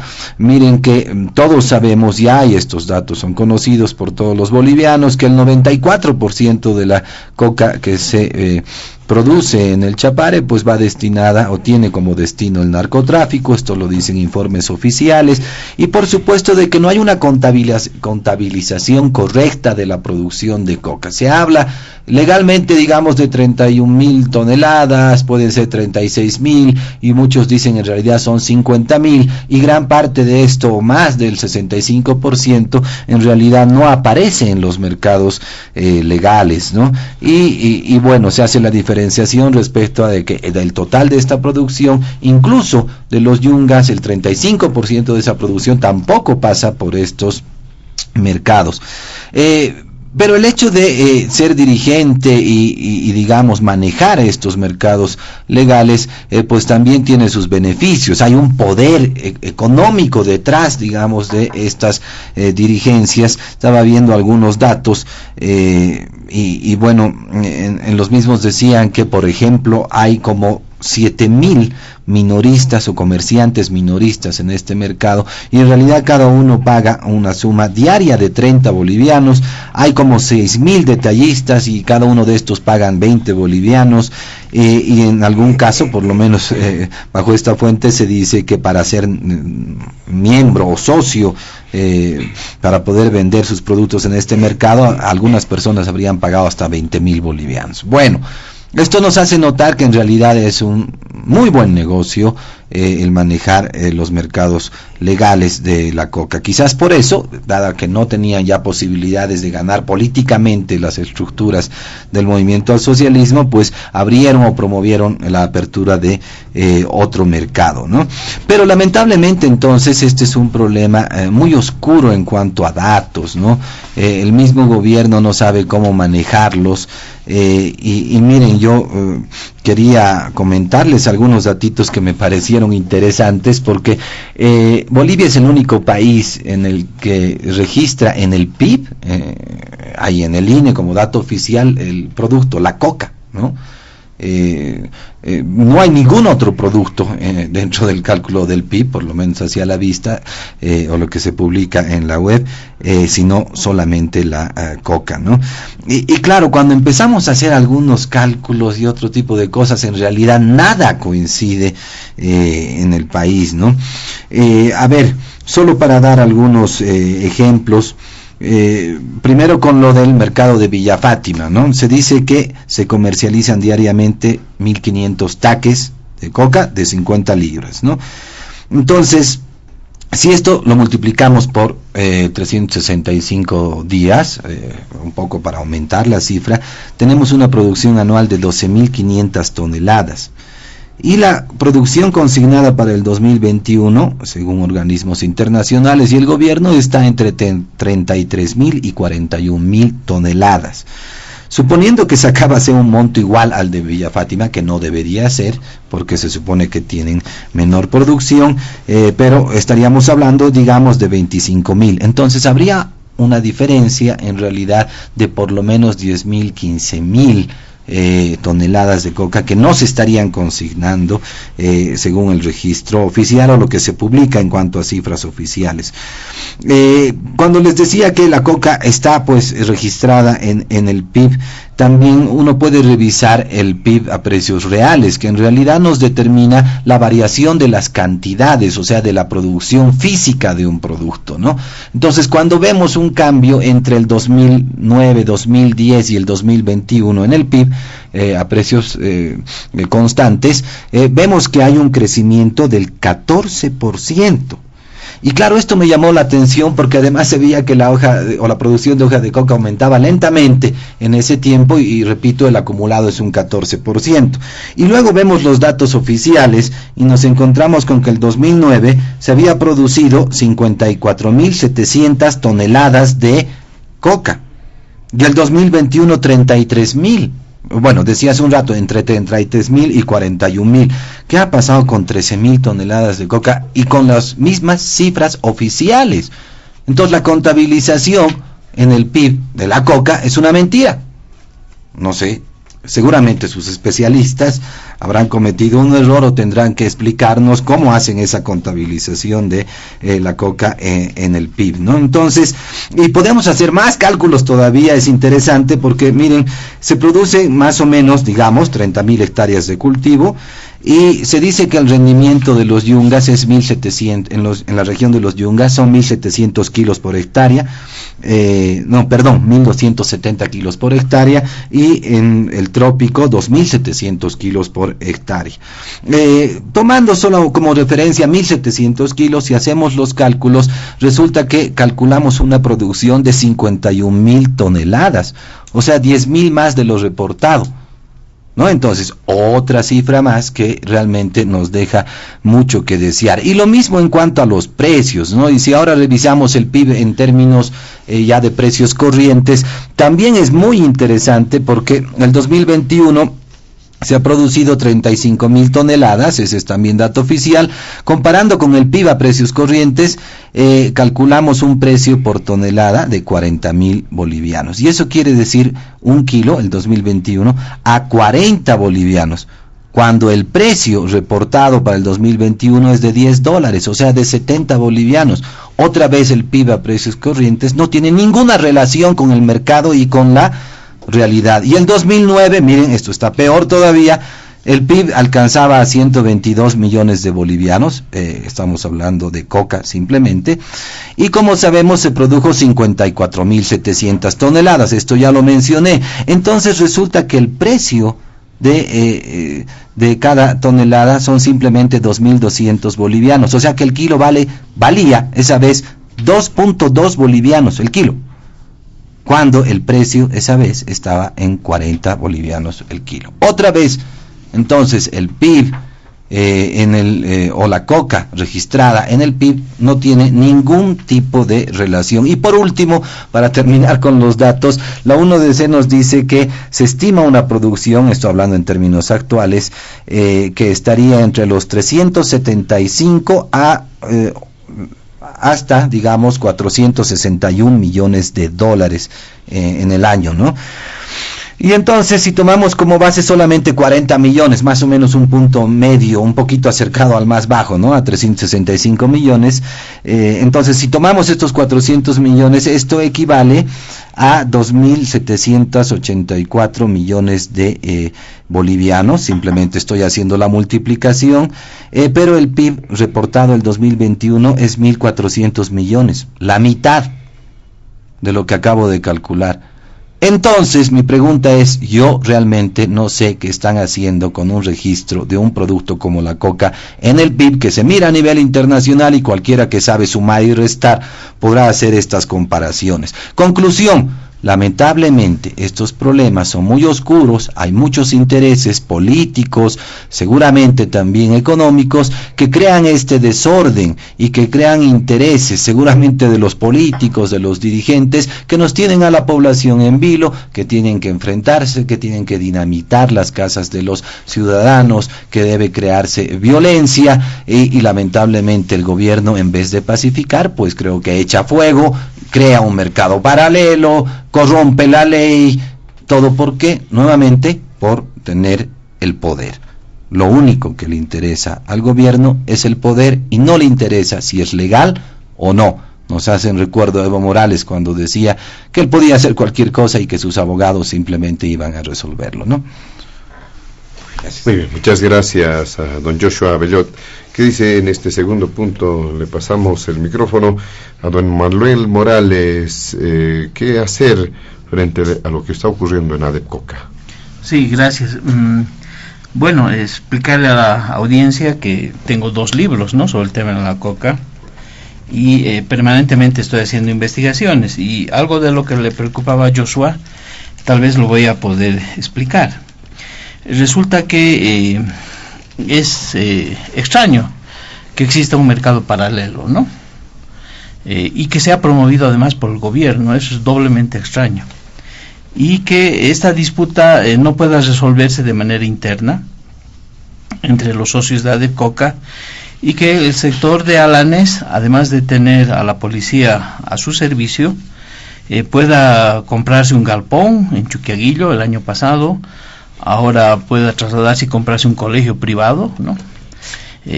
Dice que con la cuota de los socios, nos parece eso demasiado extraño. Ahora, lo que yo tengo es una hipótesis, ¿no?, de trabajo, y la voy a formular, y me parece que eso es lo que está sucediendo en este tema de ADEPCOCA. Según los datos, porque la investigación para nosotros es fundamental, y mis fuentes son los reportes de la ONU-DC, que es la instancia internacional que hace el seguimiento de los cultivos y el monitoreo a la hoja de coca, más cálculos que también yo realizo, es que hay un fenómeno nuevo que se ha dado a partir del año 2015, y es el hecho que al mercado legal de Adepcoca de Villa Fátima ha estado ingresando más hoja de coca que la que se produce en los yungas. Es decir, ingresa más hoja de coca al mercado de Villa Fátima que lo que oficialmente se produce en los yungas. El año 2015 se produjo 18.300 toneladas métricas y ingresó al mercado de Villa Fátima 19.615. El año 2017 se produjo en los yungas 20.700 toneladas e ingresaron 20.822. El año 2018 se produjeron en los yungas 19.600 toneladas e ingresaron a Villa Fátima 21.722, es decir, 2.122 toneladas extras, que representarían el 9.7%. El año 2019, 21.300 fueron las toneladas métricas de hoja producida en los yungas e ingresó al mercado de Villa Fátima 21.432, es decir, 132 toneladas adicionales. Si hacemos un cálculo de sumas durante estos 4 años de análisis, el 4.4% de coca que no es consignada en los yungas estaría ingresando al mercado de Adepcoca de Villa Fátima. Eso significa que hay un rebalse de hoja de coca, y la explicación es la siguiente. Algunas autoridades del anterior gobierno de Evo Morales, el ministro Carlos Romero, dijo que el fenómeno del narcotráfico en Bolivia era un fenómeno importado, ¿no? Que en realidad en Bolivia no se produce cocaína, sino que viene cocaína del Perú. Entonces una explicación sería que estuviera ingresando a Bolivia cocaína peruana, hoja de coca peruana, y la otra explicación es que hubiera un rebalse de hojas excedentarias, que no se estuviera haciendo un control adecuado en Alto Beni, en Caranavi, o finalmente que fuera hoja de coca del Chapare que se está trayendo desde la provincia de Independencia, pasándola a Inquisivi de La Paz. Ahora, si bien este tema lo estoy contextualizando y está bien definido en términos cuantitativos, la pregunta de oro es la siguiente: ¿qué hoja de coca está moviendo el señor Alanes? ¿De dónde proviene esa hoja de coca? Si hay un rebalse de la producción de los yungas en el mercado de Villa Fátima.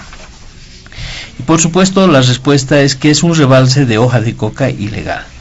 ¿Esto qué significa? Que el gobierno ha fracasado en su política de erradicación de cultivos ilícitos, está fracasando en el control y el manejo de la hoja excedentaria, y finalmente está promoviendo, apañando, precautelando este crecimiento ilícito de la actividad del narcotráfico, que puede manifestarse en el tráfico de cocaína, la incautación, la caída de avionetas, la detención de pozas de fábricas, etcétera, o que también podría explicarse por un crecimiento incontrolable del mercado de la hoja de coca ilegal, frente a una demanda constante y permanente que no sería tanto la demanda de los consumidores para el acullico, sino de una demanda inusitada de parte del narcotráfico.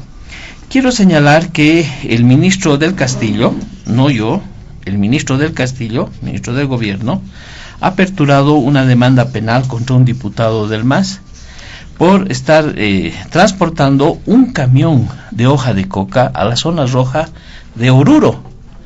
Es decir, hay diputados masistas que trafican hoja de coca en estas magnitudes y han sido denunciados por el ministro de Gobierno, y esto nos da a entender que hay la necesidad para el narcotráfico de mover de manera activa y de legalizar el movimiento de esta hoja de coca. Entonces, en consecuencia, lo que yo puedo explicar con los datos que acabo de mencionar es que esta pugna entre el sector ilegal del mercado de Alanes con Adepcoca tiene como explicación un rebalse en la producción ilegal de la hoja de coca, en la no erradicación de los cultivos ilícitos y en esta presión que se está haciendo para intentar generar un segundo mercado en La Paz o un tercero mercado en el Alto o donde sea, y que esta conducta no debería extrañarnos porque es una conducta ya expresada anteriormente en el tema del Chapare.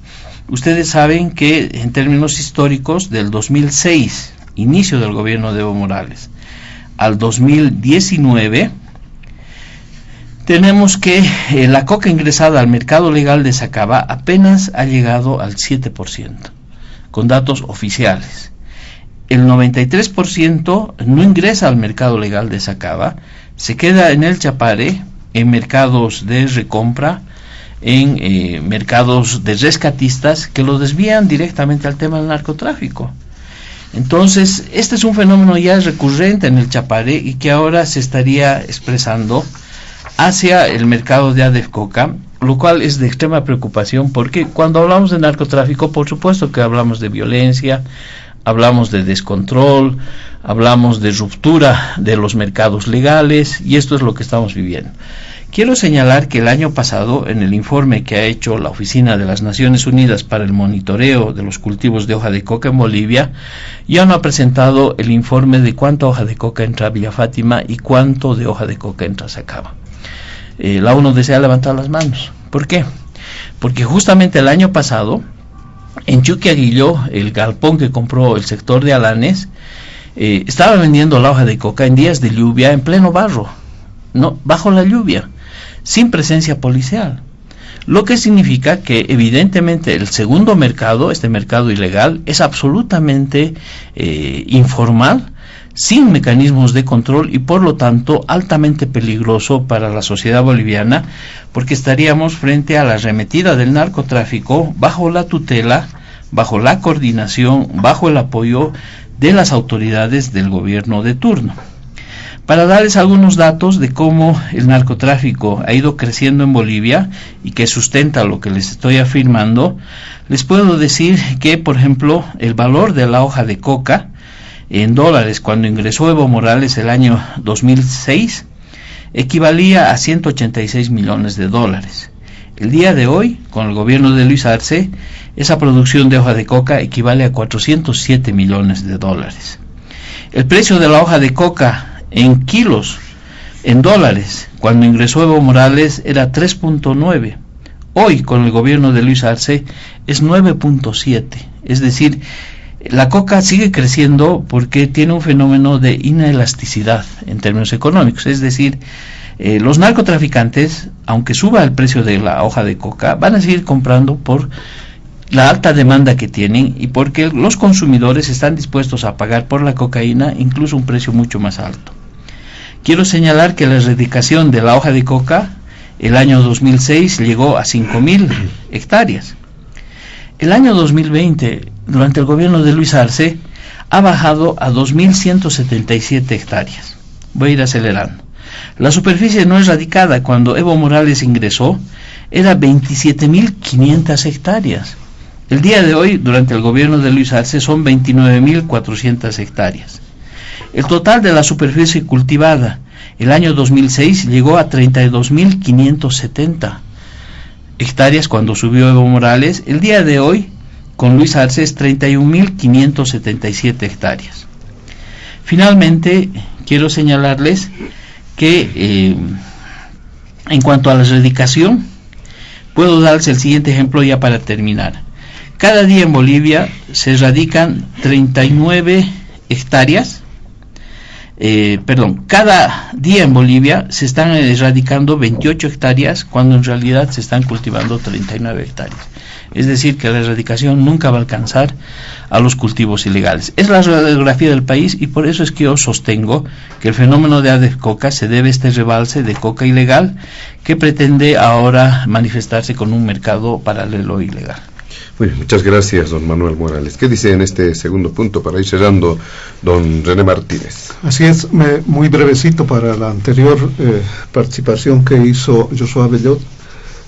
Hay también alguna gente del interior que está con la misma preocupación de los departamentos que han tenido menor crecimiento y sería saludable hacer lectura también de estos hechos y para sorpresa de él es un compañero del MAS, Orlando Ceballos, que es secretario general de la alcaldía, que tiene una mirada muy similar, muy afín a la nuestra, por esos criterios de proporcionalidad, por esos criterios de equilibrio que tiene que tener el gobierno nacional, y que marca una diferencia entre lo que significa el Consejo Nacional de Autonomías, que ha sido el que ha postergado el decreto, que es una instancia institucional de autoridades subnacionales, y que por el otro lado la anulación del decreto 4760 está siendo pedida por el señor Camacho a raíz de una cumbre de organizaciones que había él celebrado el 30 de julio. ¿Y cuáles son los argumentos? Y coinciden acá con nuestros dos panelistas.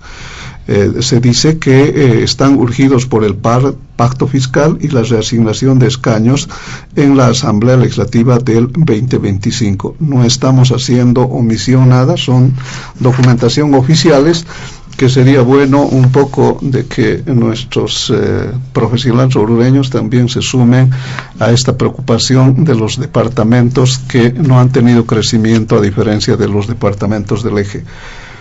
En cuanto al tema coca, en todo conflicto, y en eso coincidirás conmigo, José Luis, hay la evaluación de los actores, hay los elementos de intereses que no pueden estar al margen, los intereses políticos y peor los intereses económicos, y hay que evaluar con seriedad la forma conflictiva de la protesta, porque está pasando ribetes de racionalidad.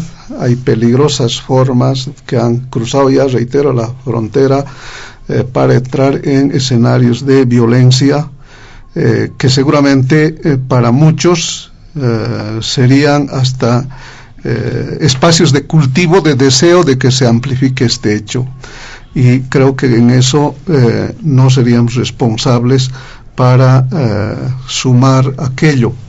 Pero cuando se dice que y se evalúa el comportamiento del gobierno, osadamente se está haciendo una sindicación sin tener absolutamente ningún fundamento. El tema coca en el país obedece a una norma regulada por el país. ¿Estamos de acuerdo con aquello? Más allá de estos elementos de variables que están vigentes en el país, hay una ley que se ha discutido inclusive y han sido evaluadas por entidades de carácter internacional. Vale decir que hay una regulación que marca una diferencia de la mirada del tema coca como producción originaria y no como transformación química, que tiene que ver con ya las ilicitudes que se han anticipado por los dos panelistas. Es un elemento central.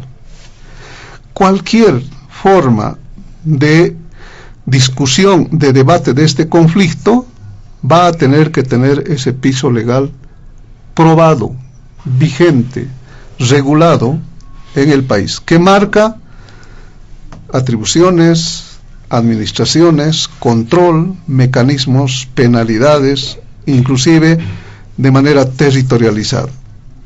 Una primera constatación sobre estos hechos, a diferencia de la lectura de Manuel: este es un conflicto entre sectores productores de la hoja de coca que obedecen y son parte de la misma estructura de ADEPCOCA. Esta es una primera evidencia para que no tengamos la osadía de vincular a terceros en responsabilidad. Si no, pueden ir a ver a la discusión de los documentos que están arrojando cada uno de estos sectores en conflicto, que en muchos de los casos toman posiciones unilaterales peligrosas, te reitero, por la profundidad de hechos de violencia que está preocupando a la ciudadanía en el país. Una primera constatación. Una segunda evidencia: ¿está vinculada a intereses políticos? Sí. Y cuando solamente queremos indicar al gobierno de alguna responsabilidad, estamos haciendo omisión. Y yo quiero recordarles, para apelar siempre a la ética de la lectura política, ustedes recordarán que el señor, no recuerdo el apellido, de Santa Cruz, el dirigente cívico, Calvo creo que es, hizo un apoyo abierto de que los cocaleros en conflicto no estaban solos, y que decía él abusivamente que Santa Cruz está con ellos, ¿no? aunque no sea el vocero oficial así, oficioso, pero se estaba permitiendo hacer adhesión y seguramente con ese deseo de que se amplifique este conflicto que va desbordándose por una ruta violenta de escenas de violencia que pueden vulnerar derechos de terceros. Esos intereses políticos que están abiertamente vinculados con manifestaciones públicas desde el Oriente, con autoridades del Oriente, llama la atención y no puede hacerse una negación de cierta relación de vínculos, porque ha circulado también en redes sociales el apoyo que se tuvo en el Noviembre Negro a golpistas que estaban ahí haciendo proclamaciones de adhesiones por parte de alguno de estos sectores. Esta es una vinculación, reitero, que tiene que ver con el conflicto con algunos actores, algunas dirigencias que aparecen hoy como actores principales.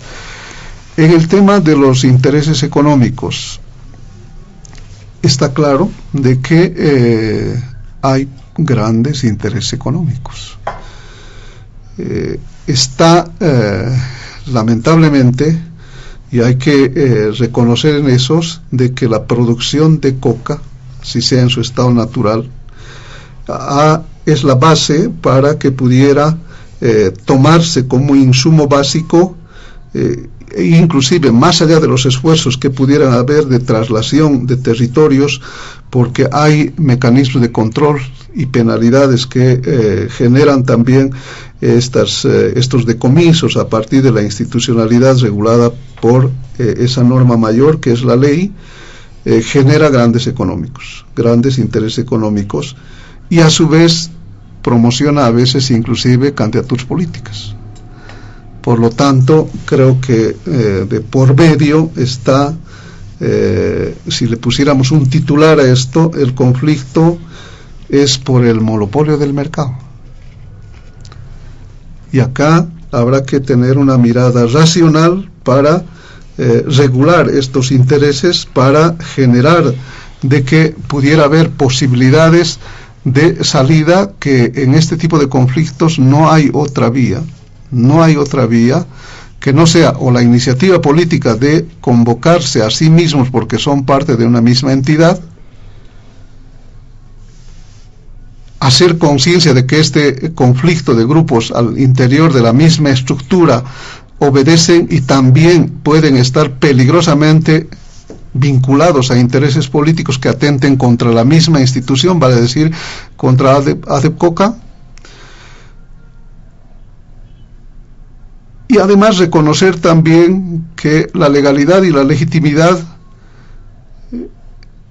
estará en la definición de ese dominio de mercado que vaya a buscar, en términos de cimientos básicos de cumplimiento de la norma, a cumplir con la legitimidad y con la legalidad que inicialmente señala ese marco regulatorio normativo que está vigente en la ley de la coca. Vale la pena reconocer de que no es posible, no hay vía posible de resolución de este conflicto por la vía violenta, y es obligatorio hacer conciencia del diálogo, del reencuentro entre los actores del conflicto, porque el tema se hace imposible si es unilateral la lectura del conflicto. Inclusive hay documentación de no participación de los esfuerzos que está haciendo gobierno, pero a los sectores manifestándose de manera escrita para hacer conocer a las autoridades de que no seremos partícipes de una convocatoria.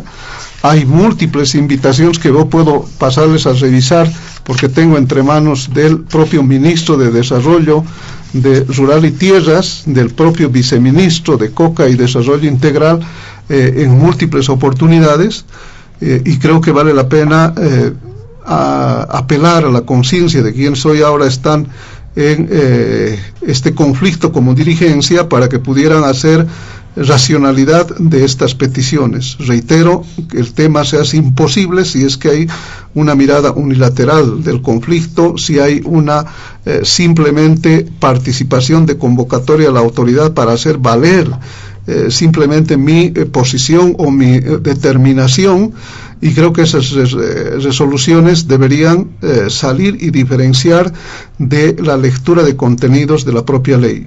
Se está confundiendo regulación, control, apertura, autorización y reconocimiento de ya espacios de mercado que tiene la coca, y creo que como gobierno se está ratificando, hay apertura permanente al diálogo, y este compromiso lamentablemente no es valorado, no tiene un comportamiento coherente, recíproco de parte de quienes están en este conflicto. Valdrá la pena hacer estos esfuerzos, sobre todo por el enorme sacrificio de riesgo de vida que tienen esos vecinos que hoy por hoy son el escenario del conflicto territorial de estos dos mismos grupos que obedecen a un mismo sector, y dejar de lado de que haya intencionalidades políticas que puedan estar atizando para ampliar el conflicto y sobre todo ingresar a una frontera peligrosa de violencia que pueda inclusive vulnerar el derecho más preciado que tenemos los seres humanos, la vida. Eso nos obliga a que podamos apelar, reitero, desde el oficialismo, desde el gobierno, a las autoridades en conflicto, a la dirigencia en conflicto que está generando estos hechos de violencia en la sede de gobierno. Muy bien, muchas gracias, don René Martínez. Vámonos al último punto de diálogo en Panamericana, y por la premura del tiempo, simplemente en tono de reflexión, un par de minutos, por favor, 2 minutos por participación a nuestros invitados especiales, dar cuenta de una mirada internacional desde el punto de vista reflexivo. Hay varios temas internacionales, pero han llamado la atención un hecho que también está generando bastante polémica: el pedido, ese clamor, dicen, de la Iglesia Católica en Nicaragua por lo que está ocurriendo con algunas denuncias del comportamiento del gobierno, y no hay una actitud desde el Vaticano que pueda de alguna forma favorecer el trabajo que desarrolla la Iglesia Católica, y no solamente en este caso, desde el Papa, el Vaticano al parecer elude varios temas a nivel internacional. ¿Qué dice sobre esto don Joshua Bellot? Adelante. Sí, José Luis, gracias. A ver, recordar simplemente que estos problemas se suscitan o tienen su origen, digamos, de hace bastantes años. Recordábamos justamente con un amigo ayer la revolución sandinista, ¿no?, contra la dictadura, en la que precisamente la Iglesia tuvo una participación sumamente importante, ¿no? Las comunidades eclesiales de base se constituyeron en verdaderas células de la libertad en Nicaragua, ¿no? Sabemos que entonces el sandinismo estaba muy abrazado, digamos, con la justicia social, la igualdad, la teología de la liberación, pero lamentablemente no tuvieron mayor éxito en su primer gobierno.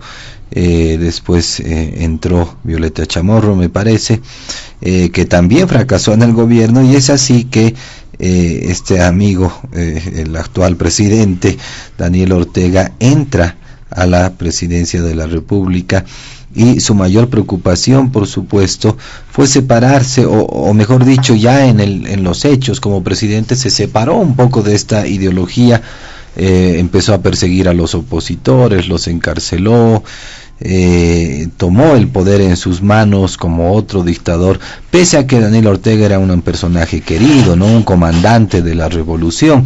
Pero es lamentable que incluso haya puesto de vicepresidenta a su esposa. Estamos nuevamente, José Luis y amigos, en un caso típico del poder por el poder, de un Estado socialista que lo único que le interesa es el poder, y por supuesto a costa de lo que sea. Utilizaron recursos, al igual que lo hace Bolivia y otros países, para dar todo gratis, para dar bonos, para dar subvenciones, con la único objetivo, decía, de reproducción de poder, y por supuesto de contar con un aparato estatal clientelar. Muy bien, muchas gracias. Gracias a Panamericana. Don Joshua Bellot, los 2 últimos minutos, en el último punto, don Manuel Morales, adelante. Sí, el grado de vulneración, ¿no?, de los derechos humanos que está cometiendo el gobierno de Daniel Ortega es atroz, y para esto no es necesario tener una posición política, ¿no? Esto se observa con absoluta claridad. Lo que pasa es que esta revolución es una revolución sandinista ya degenerada, ¿no? Que ha escamoteado, ¿no?, la voluntad popular, ha hecho una suplantación, ¿no?, del sujeto revolucionario y por supuesto ha entronizado a una nueva élite en el poder, esa élite de Daniel Ortega, de su esposa, de un sandinismo que ha dejado las banderas rojas y negras atrás, ahora usan unas banderas rosadas, son parte además de un entramado, ¿no?, en el poder de sectores evangelistas, fundamentalistas, ¿no?, que ha entrado en una fase de aniquilación de la oposición. Y en ese contexto, lo que estamos viendo con la Iglesia, con los medios de comunicación, ya está reflejando esa aspiración que tienen estos gobiernos totalitarios, ¿no?, en el caso nicaragüense, de no tener, por ejemplo, opositores, de poder ir a una reelección indefinida las veces que les dé la gana, y de eliminar a las ONGs, a las voces democráticas, de mandarlas al exilio, clausurar medios de comunicación.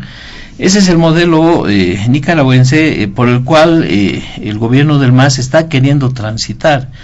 Piensan que las victorias y el triunfo de este autoritarismo en Nicaragua se podría replicar en el caso boliviano, y esto es absolutamente imposible que se dé por los antecedentes de lucha del pueblo boliviano y por la presencia de una ciudadanía democrática, movilizada, y porque además, a diferencia de Nicaragua, por lo menos en Bolivia existen pues organizaciones de la talla del CONADE que están dispuestos a salir a enfrentar toda forma de autoritarismo, de generar alianzas, articulaciones. Entonces, yo quiero manifestar mi solidaridad, ¿no?, con ese sufrido pueblo nicaragüense, con esta iglesia que está siendo ferozmente reprimida, y esperemos que el Papa pues en algún momento se ponga las pilas también y pueda abrir su boca e interceder, ¿no?, para que se ponga alto esta ola represiva.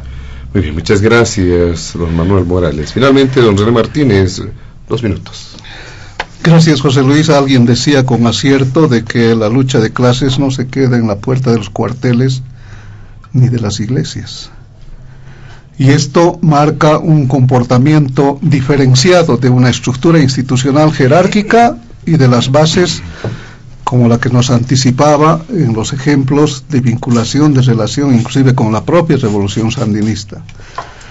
Por eso es que hay que generar una lectura apropiada de estos hechos, porque creo que además históricamente la Iglesia con su jerarquía siempre se abrazó de las élites de poder dominantes, y me quedo con esos ejemplos, ejemplos que marcan diferencia, que hacen opción por los pobres, con la teología de la liberación, que en el caso nuestro estoy seguro que la mirada del padre Espinal hubiese condenado a los actores golpistas que hemos sufrido en ese noviembre negro, y no hubiese tenido ninguna coincidencia con la jerarquía eclesiástica que se ha atribuido para sí, inclusive la determinación de una sucesión constitucional golpista en la que Manuel ha sido uno de los actores principales de participación.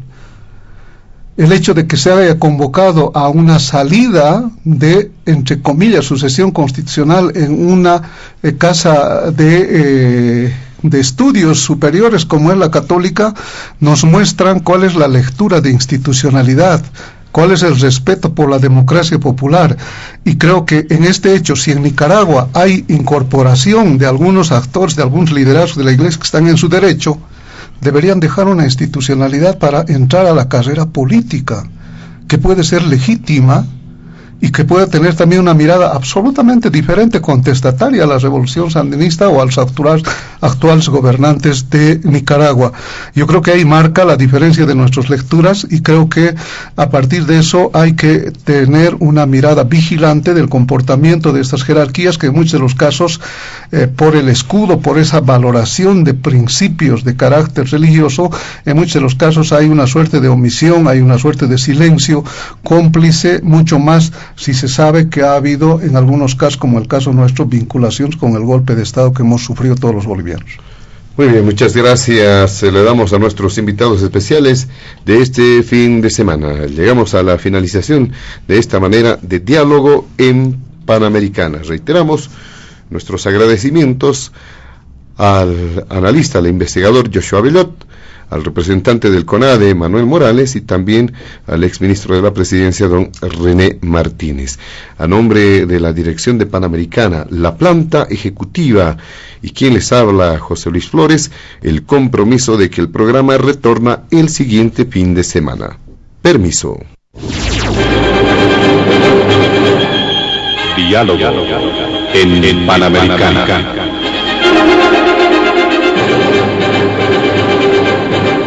La radio agradece por la atención prestada al programa de hoy.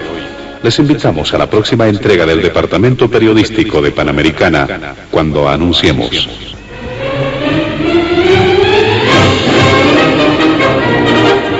Diálogo en Panamericana.